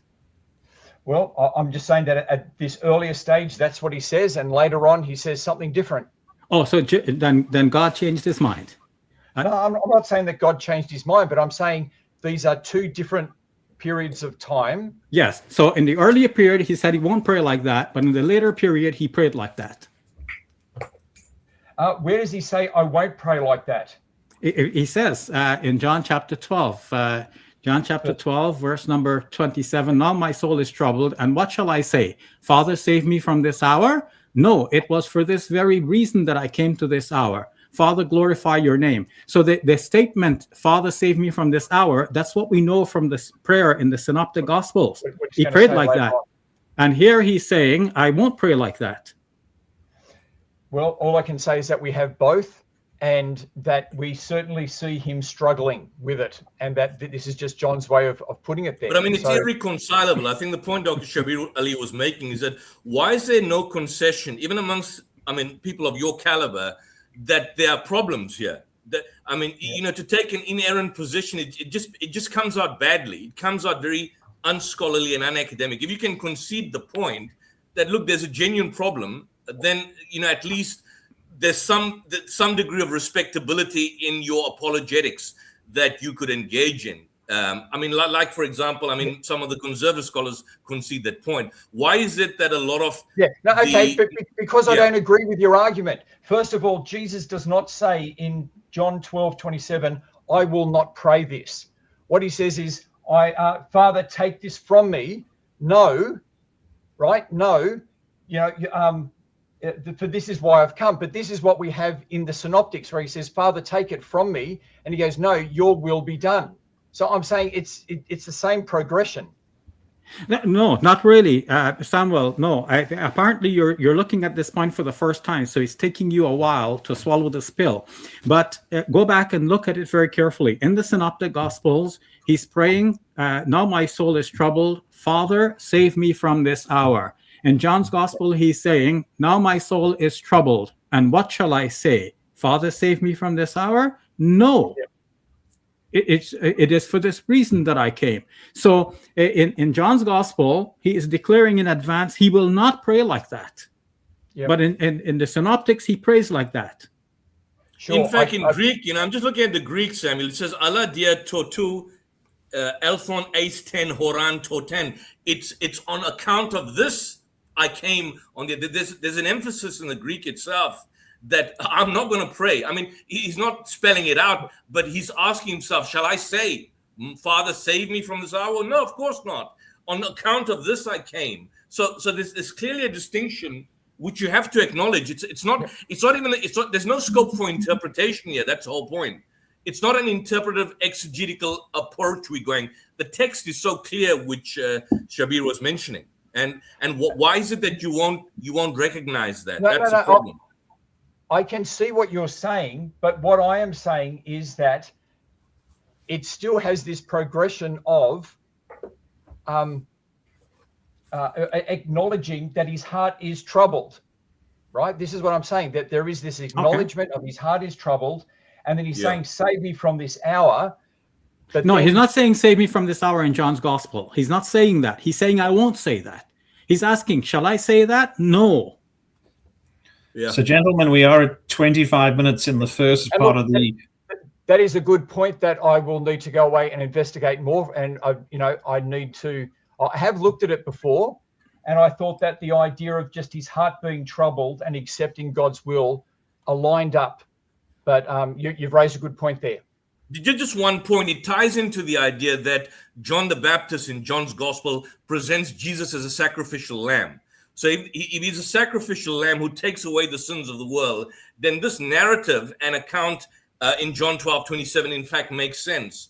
Whereas in Mark and the earlier gospels, it at least at the very certain stages, there's this kind of disconcertedness, hesitation on his part, and that hesitation is not there in John's, because if he's giving himself voluntarily, giving himself, there's a different portrayal, is what is being mentioned in Mark's gospel. Well, that's why I was saying before that when we look at the overall, well, then I don't agree with that. I'm saying that in both he resigns himself. He's troubled in both, right? He's troubled in both, but then he resigns himself to his Father's will. So, yeah, I mean, we're finished there, but I want to say overall, they're saying the same thing, but you've raised an interesting point that I need to get back to. Thanks, Samuel. I think we'll use that as a good break into the next part of the cross-examination, where Rudolph and yourself, Samuel, will have 26 minutes to ask questions of Shabir and Yusuf. Okay, you're saying 26 minutes. Here we go. Okay, so my first question is for both of you, and that is, you're talking about the Qur'an is engaging with the milieu, the stories that the Christians have, and so when we have this story of Jesus creating birds from clay, it presents it as a real event, but we know that it wasn't. We know when it came from, and so it's not a real event. So just engaging with it is not the idea. It's presenting it as real history. So that's why we would say the Qur'an is historically unreliable. Well, let me answer that if you don't mind, Yusuf. Christian scholars are struggling now with the question of whether Adam was a real person, as presented in the book of Genesis in particular. Scott McKnight, writing with Venema in the book Adam and the Genome, says that there were all these presentations of Adam. There's the literary Adam of the book of Genesis, and then there are so many apocryphal Adams in the book of Jubilees and so many others, Ecclesiasticus and so on. And then Paul constructs his own variety of Adam. And then he contrasts that with Jesus. So now we have all these different Adams. Which one was the real and historical Adam? So he says that the Bible is not really dealing with that question. There's a literary Adam that is presented in the book of Genesis to begin with, and then further elaborated on and goes off in different ways in the apocryphal writings. And then Paul has his own slant on that. So they're not talking about the actual Adam who lived, whatever time he lived. Dr. William Lane Craig, in his book on the historical Adam, posits that Adam would have been from among the Homo heidelbergensis, who lived close to 1 million years ago.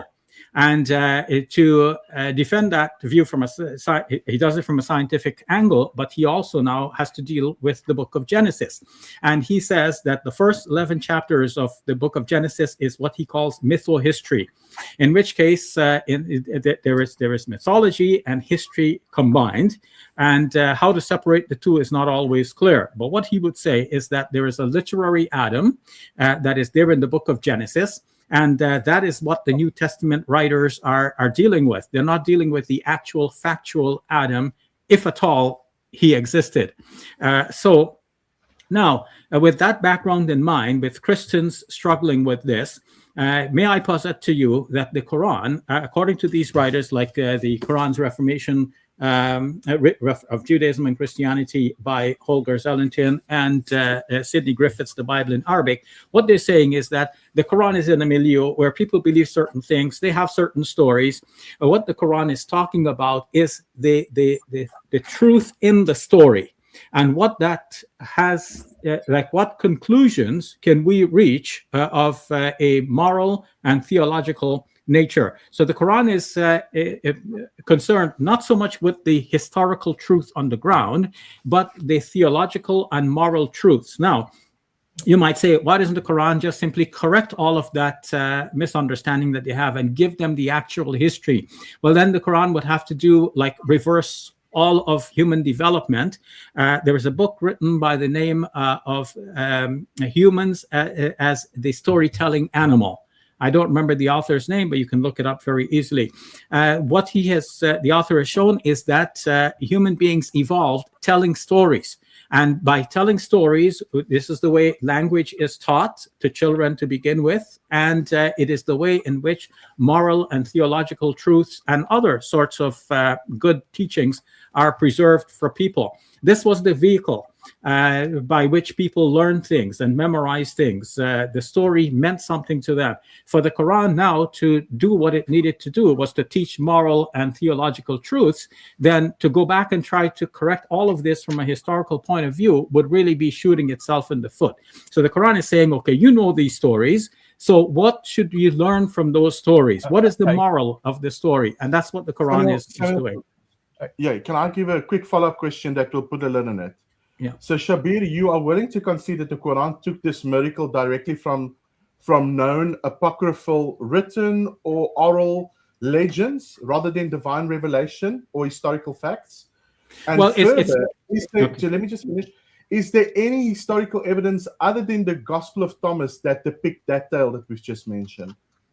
Okay, so it's not an either or, Rudolph. It's I don't know of any other depiction other than the infancy Gospel of Thomas. To answer your second part, but the important no, wait, just hold on. Case closed.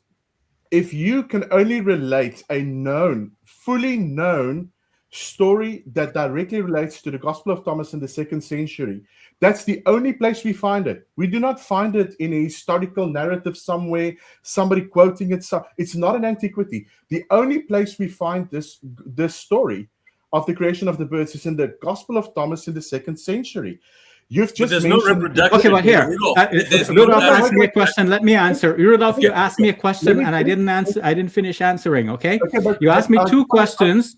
I jumped to give you an answer on the second question, and you're jumping on the answer. But let me answer your first question, okay? So your first question was, is it by revelation or is it that he got it from the apocryphal sources? And my answer is that the two are not like an either or. It could be that God is guiding the Prophet Muhammad, on whom be peace, to look at all the stories that are available about Jesus, especially the ones which are popular at the time. By the way, I mean, for all you can say about the Gospel of Thomas, the infancy Gospel in particular, this is written by Christians and read by Christians and popular at the time. So the Quran is not taking early Gnostics. But you can call them non-Christians if you want, but they will call themselves Christians, and maybe they will not call you Christian. So the question of who is the Christian and who is not, this is irrelevant. What is important is that the Quran is making an impact on that milieu at the same time, at the set time. And the Quran is looking at the stories that are available already. God is guiding the Prophet Muhammad, on whom be peace, to reshape these narratives, to bring out the theological truths that should have been there but have been lost on the people. So the infancy Gospel of Thomas presents Jesus as a brat who has all of this divine power and he doesn't know what to do with it, so he kills children. Where is that in the Quran? It's not in the Quran, because the Quran is reshaping the story and saying to them, you don't have to think of Jesus like that. Look, I'm not gonna throw away your Gospel of Thomas, but I'm going to tell you that, you that beloved Jesus from the Gospel of Thomas that you already know, who creates the birds. Well, here he has how he does it. He does it with the permission of God. So the Quran is not asserting, to use the terms that William Lane Craig used in reference to Genesis. The Quran is not concerned here with the actual truth of what happened in history. The Quran is concerned here with the truth that is there in the story.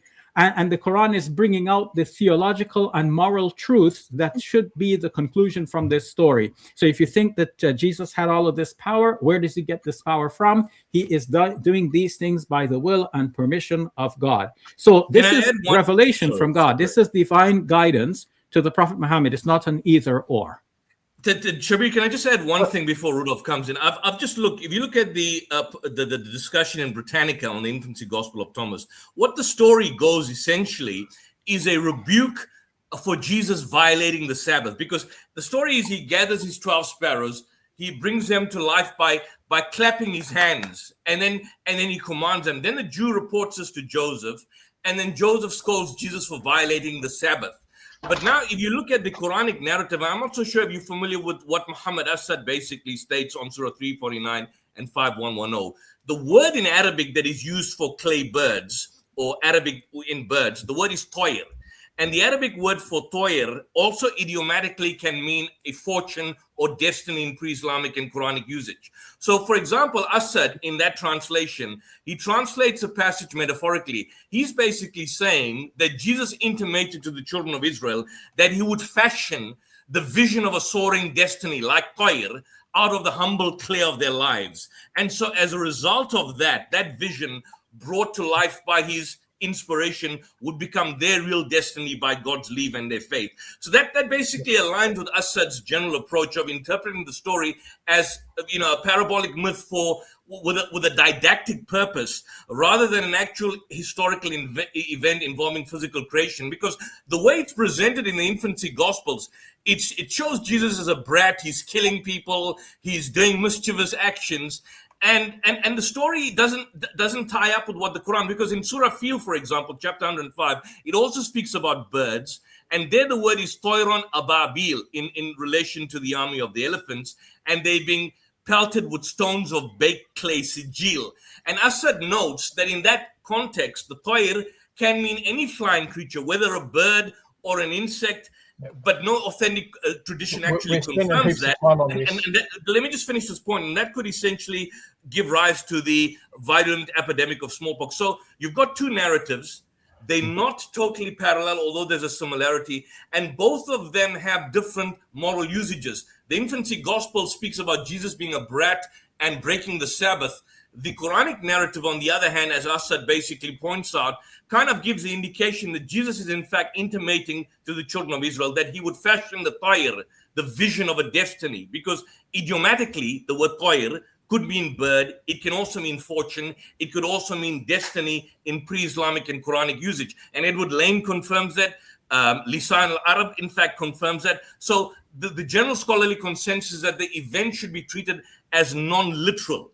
If you take it literally, then you may find some slight parallels, but in fact, even from that perspective, the story in the infancy gospels of Thomas are not the same as you find in the Quran. This would be my submission on that point. Yeah, okay. I mean, we've just... Are you familiar with what Asad has said on this and how he has described this? No, I'm not, but I know how Muslims understand this story, in that when they retell the story of Jesus' life, they say he actually did these things.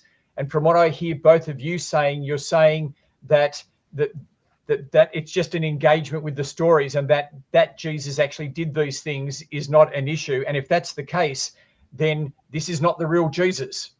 No, but also that the word toyer, which is translated as bird, could be idiomatically used for fortune, for destiny. So when he tells the children of Israel, he's going to fashion, in a manner of speaking, their destiny out of the humble clay of their lives, which is how Asad basically translates it. He's essentially saying that without any kind of literalistic rendering.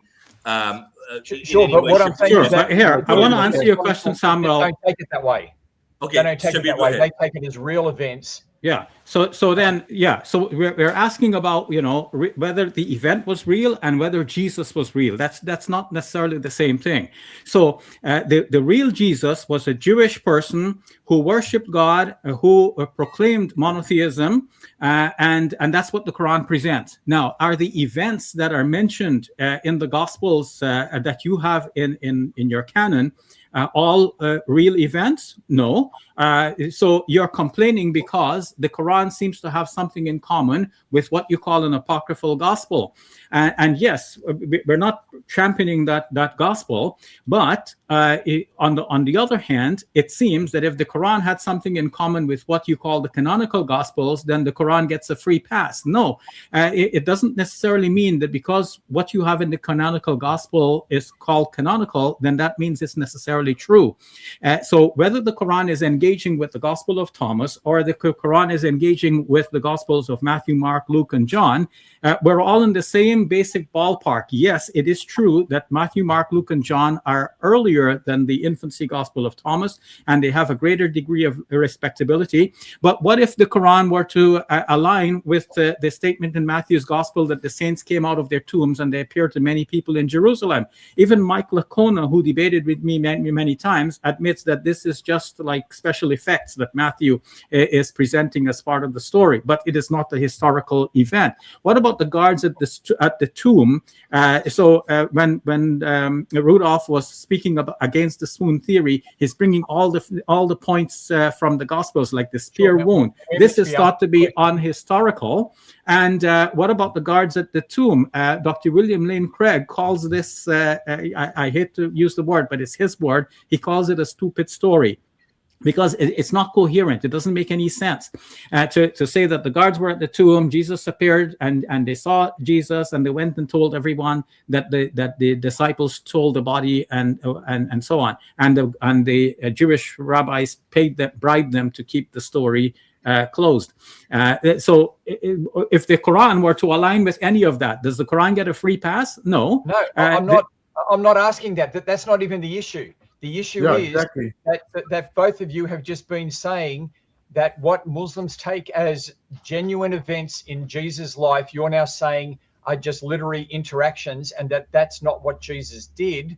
And so my point is that's not the historical Jesus. You don't learn about Jesus. What you're learning about there is actually. But Samuel, sorry. Hang on, let me finish. Okay. Right? You guys have been talking for a solid 10, 15 minutes. What you can say then about the Quran is that it's not about the historical Jesus. It's about Christian discussions about Jesus. And so it's more in the realm of tafsir. It's a tafsir discussion that we're having. It's not an actual Jesus did these things, right? So in my answer to that, Reverend Samuel, I've already pointed out that there's a difference between real events in the life of Jesus and the real person Jesus. So when we think of the real person Jesus, should we be saying, Lord Jesus, save me? Or should we be thinking of Jesus as a humble human being who prayed to God, who preached monotheism? That is the Quranic Jesus, the one who practiced Jewish law. He was a Jewish person, and they crucified him because they didn't recognize him to be God. This is very clear. If they thought he was God, they wouldn't have tried to crucify him.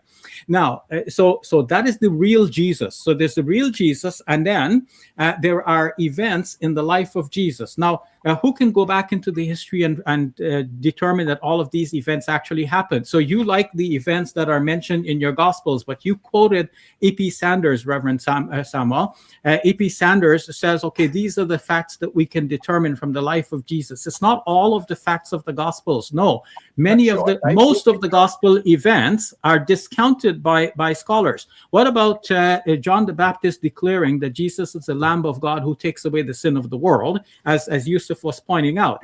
Now, this was not in the Synoptic Gospels, and if it was in the Synoptic Gospels, how is it that in the Synoptic Gospels people don't know whether Jesus is the Messiah or not? In fact, even in John's Gospel, they keep asking him, "Are you the Messiah? Like, who are you? Like, tell us." In John chapter 8, he's having this back and forth, and they're saying, "No, a prophet cannot arise from reality." Questions. I mean, you've asked about 5 good questions there.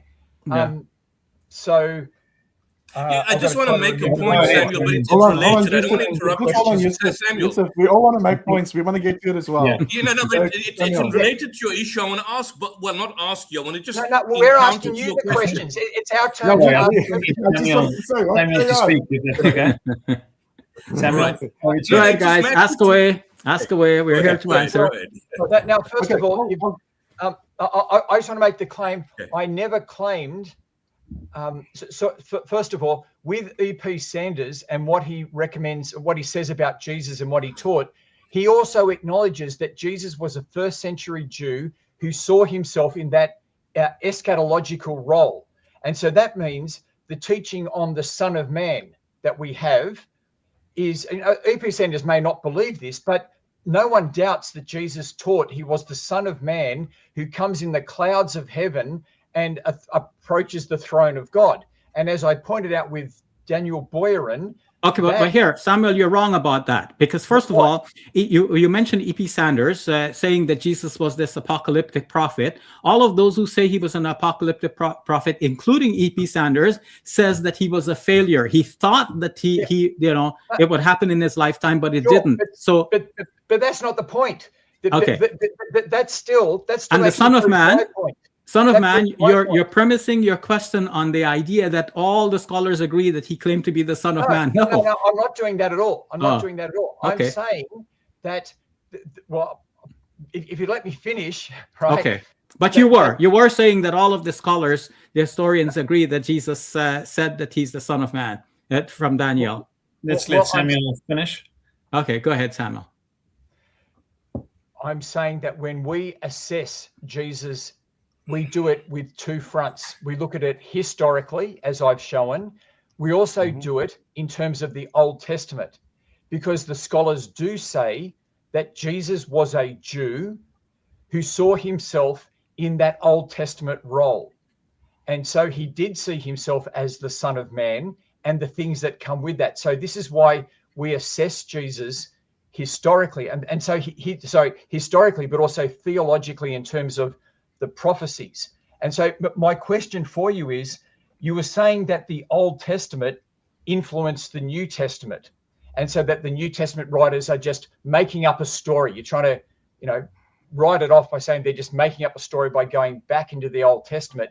The point is, if that's the case, then how could God ever fulfill his prophecies? If the Messiah is to do these things, then he's going to have to come and do them. So when Jesus gets on the donkey and comes into Jerusalem as part of his messianic role, did Jesus actually do that? Or is it just that the apostles just made it up and put Jesus on a donkey? Because I think you're going to find most historians will say, no, Jesus was doing these things deliberately from the Old Testament to show who he was. They might say he failed in what he did, sure, but that's what he thought he was doing. So that's my point. So this is my question. Is it right to say that the New Testament writers are simply taking the Old Testament? Aren't you denying the fulfillment of prophecy? Okay, first of all, Samuel, it is not true that most historians think that Jesus actually saw himself as fulfilling whatever was mentioned in the Old Testament. Second, historians generally believe that the New Testament writers, or at least the early Christian community, and their conclusion is now reflected in the New Testament writings, the early Christian community and the New Testament writers thought that Jesus fulfilled things in the Old Testament, even things that were not actually prophecy. And then they wrote the stories about Jesus to reflect that expectation. Read the book Gospel Fictions by Randall Helms. That's not my question. That's not my question. What I'm saying is, if you take that skeptical view, then Jesus can't fulfill anything, right? The view you've taken is there is no God, there is no prophecy. If Jesus fulfills something, the church has just invented a fulfillment. I'm saying maybe he was the Messiah. Maybe he did do these things because he's fulfilling them. Okay, so you don't have to be an atheist. You don't have to deny the possibility of prophecy. You just have to read the Old Testament in its context and see that they were not actually prophecies. You mentioned Isaiah 53. It was not a prophecy of somebody to come later on. It is a story about the Jewish people at the time and the struggles that they were going through. We were talking about the virginal conception. Sorry, before we have loads of points there, Daniel Boyarin gives evidence from the Targums, from the Talmud, and from, who was the other guy? He gives all the Jewish examples where they do. The traditional Islamic view is that it is the Messiah. Well, Isaiah 53 is traditionally understood as the Messiah in traditional Islam. Traditional Judaism. Okay, no, traditional Judaism does not accept that Jesus is the Messiah. There might have been conceptions that the Messiah is spoken about in Isaiah 53. Daniel Boyarin is not universally acknowledged as valid in everything that he's saying. I invite you also to read Paul Schaeffer's book. What is this book? Let me see if I can go back to Schaeffer's book that I had on my screen. Yes, Peter Schaeffer, his book entitled Two Gods in Heaven. So these writers are saying, okay, some people took Daniel 7 to mean that there are two gods, a great, an older God and a younger God. And of course, the New Testament writers are trying to portray, some of them at least, Jesus as that younger God. But then you have two gods, and this is not monotheism. They didn't quite work it out. How is that monotheism? And Christians eventually arrived at the doctrine of the Trinity to defend monotheism, despite the fact that they took a younger God, and now they have the older Father and the younger Son. So the point of all of this is that the Old Testament was not necessarily predicting Jesus. Even though we believe in Jesus, we don't have to believe that the Old Testament predicted him. Even though we believe that in the virgin birth, and the Quran does not deny the virgin birth, we don't have to believe that the Old Testament predicted him. So when somebody says Isaiah 7:14 is a reference to Jesus, it's not a reference to any future person. It's a reference to a person in the court of Ahaziah at that time. So it's a court of Ahaz. So it's not about the futuristic event to happen 700 years later. But the New Testament writers wrote about Jesus riding on a donkey, as demonstrated by Randall Helms in his book Gospel Fictions. He shows how the writers took the exact words from the Old Testament and they included that in their narratives to depict Jesus as the one riding on the donkey. Okay. But it wasn't a prophecy about Jesus at all. Well, it is a prophecy from Zechariah about Israel's king coming. And so my point is, if you take the Gospel Fictions, or whatever the name of that book was, then you end up with Jesus not fulfilling any prophecies, not doing anything, not even coming as a religious figure. I mean, why wouldn't he come fulfilling Zechariah, where it says the Messiah will come this way? Why wouldn't he come that way on a donkey? Why wouldn't he? Why does it have to be a fiction? It seems that you've just made up your mind that, no, I'm just rejecting it and I'm not going to accept anything. Well, even if we can accept that Jesus is the Messiah, we do believe Jesus is the Messiah, and even if we accept that this prophecy from Zechariah is about the Messiah to come, Jesus does not fulfill the role of a king. So he could be a Messiah without being king. He could be a prophet Messiah. He can be a priestly Messiah. In fact, the idea that he was crucified counts against the gospel narratives, because the gospel narratives present him as a king, and then he fails to be a king.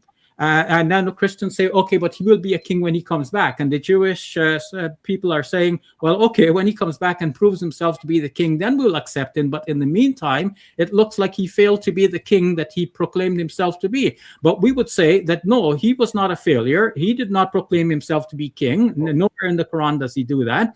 He is the Messiah, and Messiah can be priest and prophet. If he is king, as the Gospels portray him, riding on a donkey to fulfill Zechariah, then he failed to be the king that he said he was going to be. Well, and he was Samuel, one point, the Zechariah 12:10. Just can I end with the Zechariah 12:10? It speaks about the Jewish understanding is a future kind of Moshiach ben Joseph in battle.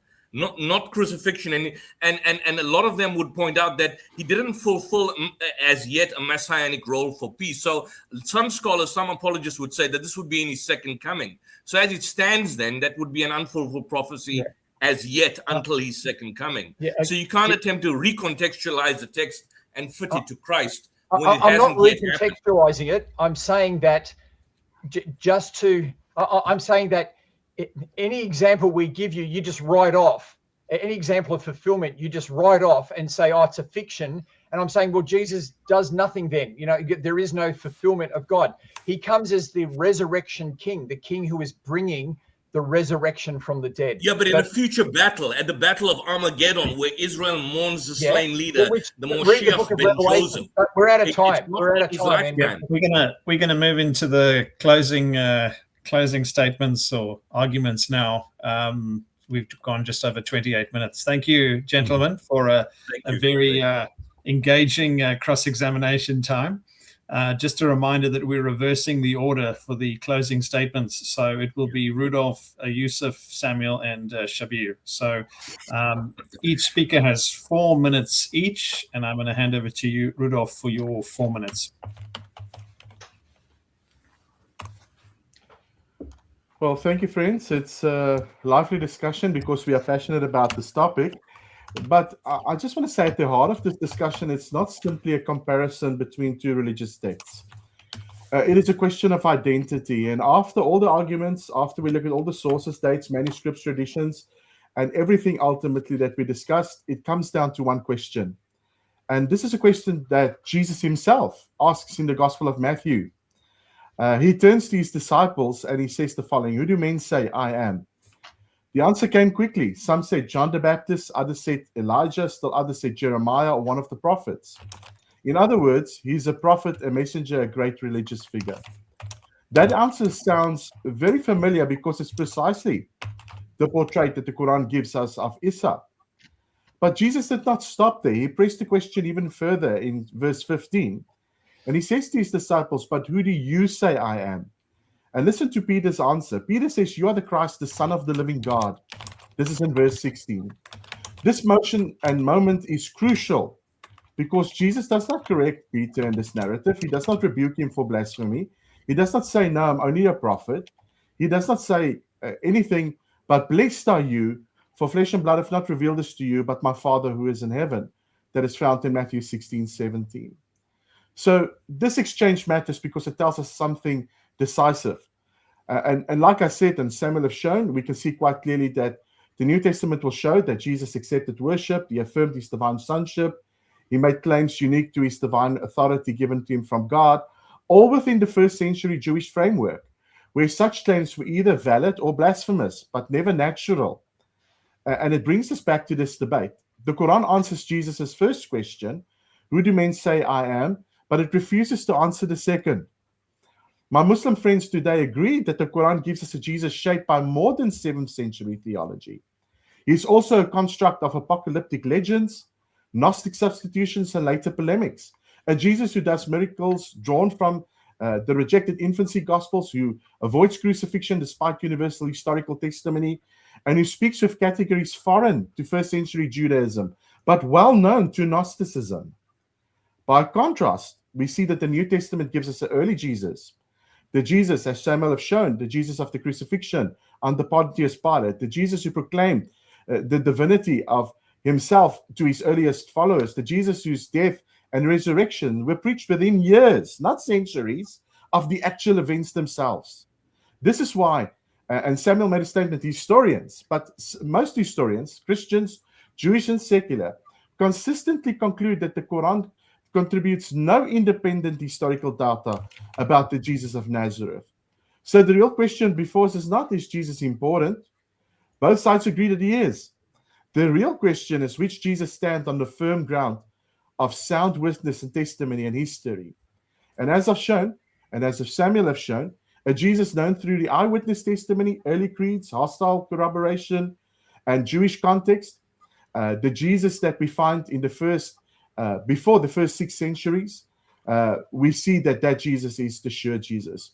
The Jesus of the 6th century onwards and the 7th century onwards, he is definitely simply an argument. We can see who he actually was in history. Without the Gospels, without the surety of the Gospels, we can know nothing about the historical Jesus.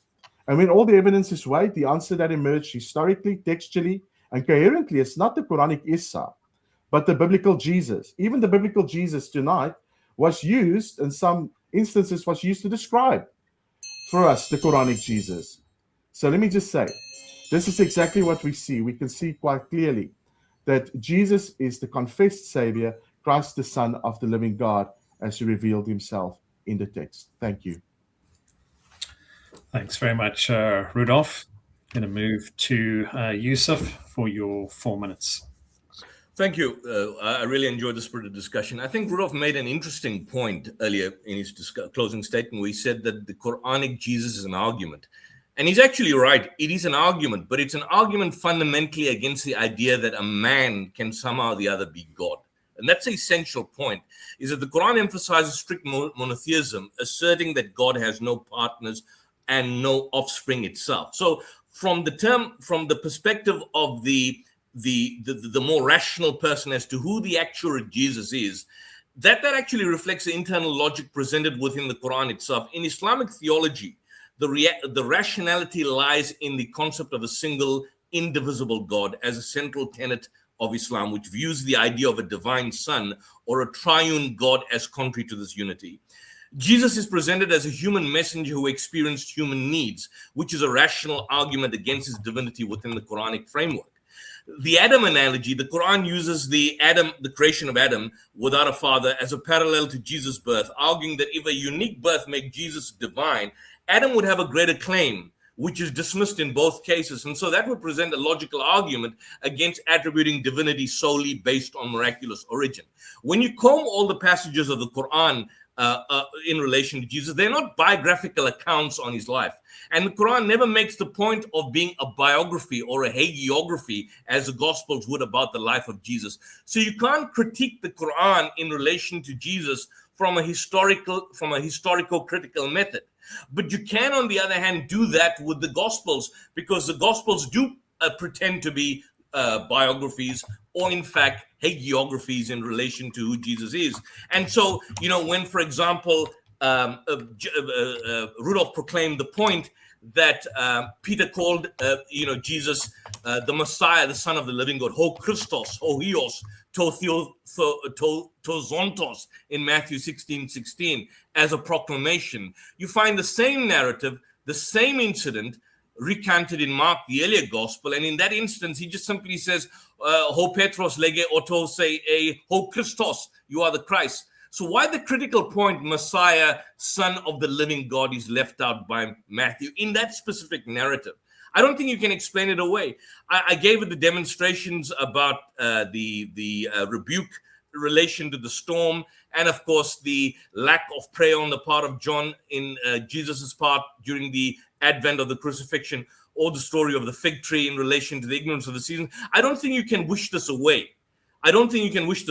Essentially, it basically points out to the idea that these stories were not really biographies, but more particularly narratives to substantiate certain particular theological motifs that these particular writers were writing to their different communities, whoever these particular writers were. Because, the reality of the situation is that, generally speaking, all of them, as the late Didat would say, are according to Matthew, according to Luke, according to Mark, and according to John. And scholarly consensus is on our side. We're not trying to be funny here, but the scholarly consensus is on our side in relation to the anonymity of these particular books. So if anyone has a problem as to who is the accurate Jesus, from the Quranic point of view, Jesus is not a spectacular individual. He's presented as an enhanced prophet, as Shabir Ali basically mentioned, as a mighty messenger of God, as an individual who did miracles, which is, in a sense, confirmed in the gospel accounts. But be that as it may,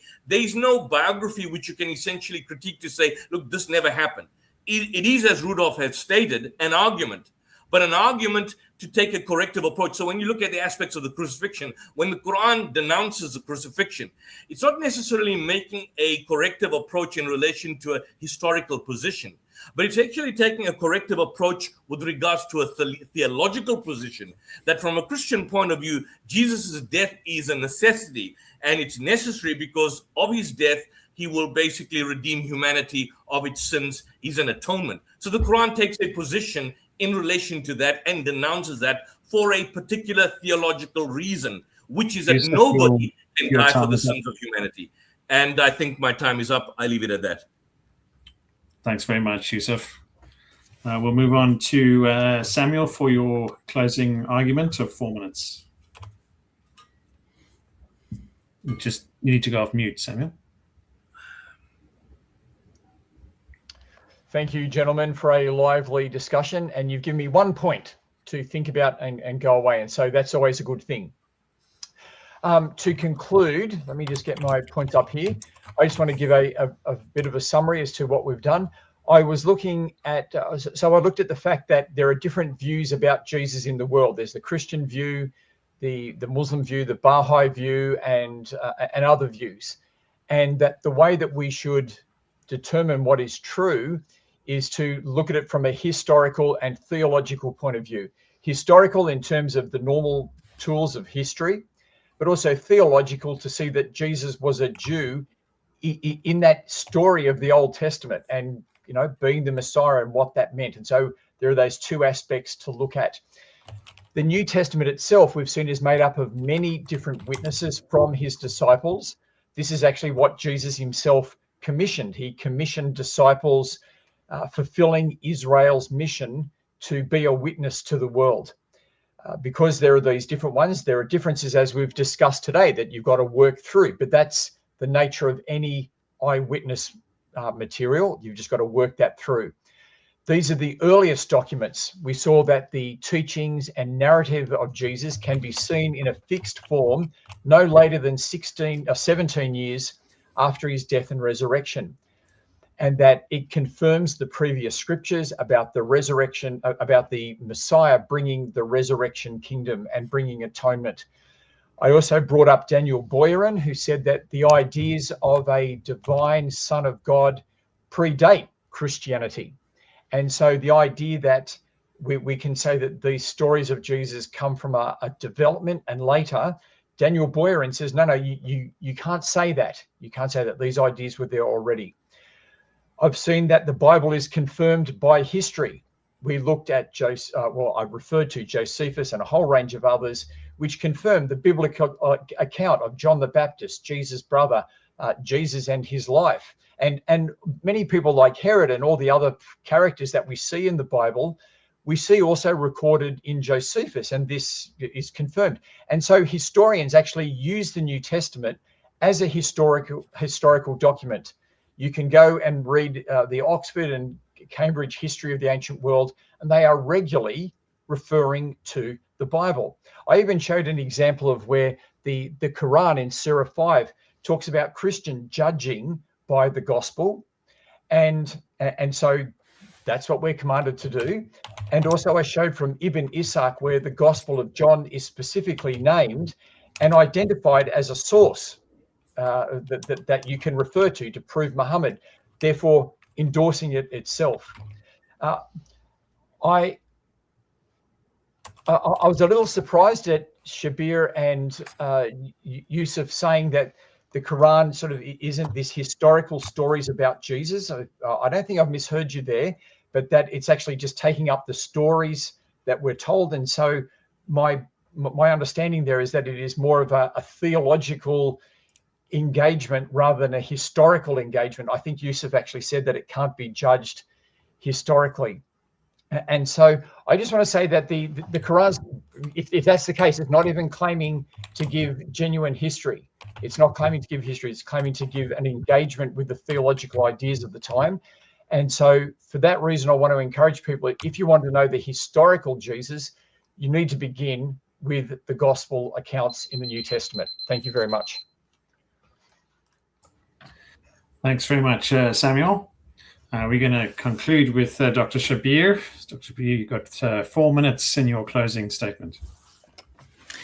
Yeah, gentlemen, it's been wonderful having this dialogue with you, and obviously we need to do more of it in the future, and I'd love to do that. Let me engage with some of the points that have been presented today. As you will recall, I tried to see what the historians generally agree on, and I identified 2 major points in which they agree. One is that Jesus was a Jew, and 2, that Jesus was crucified under the Roman authorities. Now, why are these 2 points important for weighing both the Quran and the Bible in the portraits that present of Jesus? First, that Jesus was a Jew. This means that he did not teach the doctrine of the atonement, the doctrine of his blood sacrifice for the sins of people. And whereas the Bible presents him in that way, the Bible actually contradicts one of the hallmarks of history regarding Jesus. And Jesus kept the law as a Jewish person. The Bible seems to be ambivalent about the law, resulting in the New Testament teaching that Christians do not need to keep the law. And this is how Christianity has evolved, with some kind of ambiguity as to whether to keep the law or not keep the law, at least the 10 Commandments or the penal laws. Christians generally don't know what to do really about the law. So that comes from the New Testament that has actually garbled the story of Jesus and tried to present him as a non-Jew, almost as a Greek and Roman who do not have the Jewish laws. Although also the idea that he was a Jew meant that he would not have claimed to be a divine being coming out of the heavens, as presented in John's Gospel, in Pauline writings, and in the Hebrew writings and book of Revelation. So what this means then is that even if Daniel Byron is correct, and there was this idea of an older God and a younger God, as depicted in the book of Daniel, that doesn't mean that Jesus himself claimed to be that. But rather, what we can see is that when the Gospels are lined up one after another, and we see when they were written, with Mark written first, Rudolph mentioned Mark on priority, and then Matthew and Luke coming later, and John even later still, we see that the story develops where Jesus is made bigger and greater. So whereas in Mark's gospel, he's proclaimed to be the Messiah, in Matthew's gospel coming later, Matthew, using Mark as his source, adds Son of the Living God, which Rudolph quoted at the end, to my surprise, because I thought Yusuf already made that point, and I'm surprised to see him bringing it up. So the Quran is showing that this development took Jesus from a man to a God, and the Quran is bringing us back to the real Jesus, not the actual events in his life. That, from the Quranic perspective, is not important. The Quran is concerned with the theology, and it's more important to get the man right than to get the specific events in his biography correct. And so the question is, what do these events, whether they're in the canonical Gospels or non-canonical Gospels, mean for Jesus as a person? How should we conceive of it? Should we conceive of him as a Jewish prophet who kept the law and did not die for the sins of the world, or somebody who abrogated the law altogether? The Quran says he only abrogated some things, but he kept the law as a whole. Jesus, on whom be peace, is shown in the Quran to be a faithful servant of God, worshiping God. And we've seen that John was ambivalent about whether Jesus would, in fact, Jesus said that he would not pray like that to be saved from the cross, even though at other points, even in John's gospel, Jesus is praying to the Father and declaring him to be the only God. The Quran saying, judge by the Gospels, I think we already discounted that in our previous debate, so I'm surprised it comes up again. But what the Quran is saying is judge by that which God has revealed therein, not necessarily by all of the gospel. So I'm glad that we had this discussion. In short, Jesus, on whom be peace, is in the Quran, is close to that historical reconstruction, at least in maintaining that Jesus was a Jew. And the Quran has a thing about the crucifixion which some people have objected to, but I've shown that if the Quran is understood as only denying that Jesus died on the cross, then the Quran is on this point in harmony with the historical conclusion, and also at many points with the Gospels. So thank you all very much. Good to be able to speak with you again. Peace be with you all. Thank you very much, Dr. Shabir. I want to take this opportunity to thank each of our speakers. So firstly, Rudolph, thank you very much for all your preparation and for joining so early. And to Yusuf as well, thank you for joining so early in the morning from South Africa. Thank you, Samuel, for joining from Australia.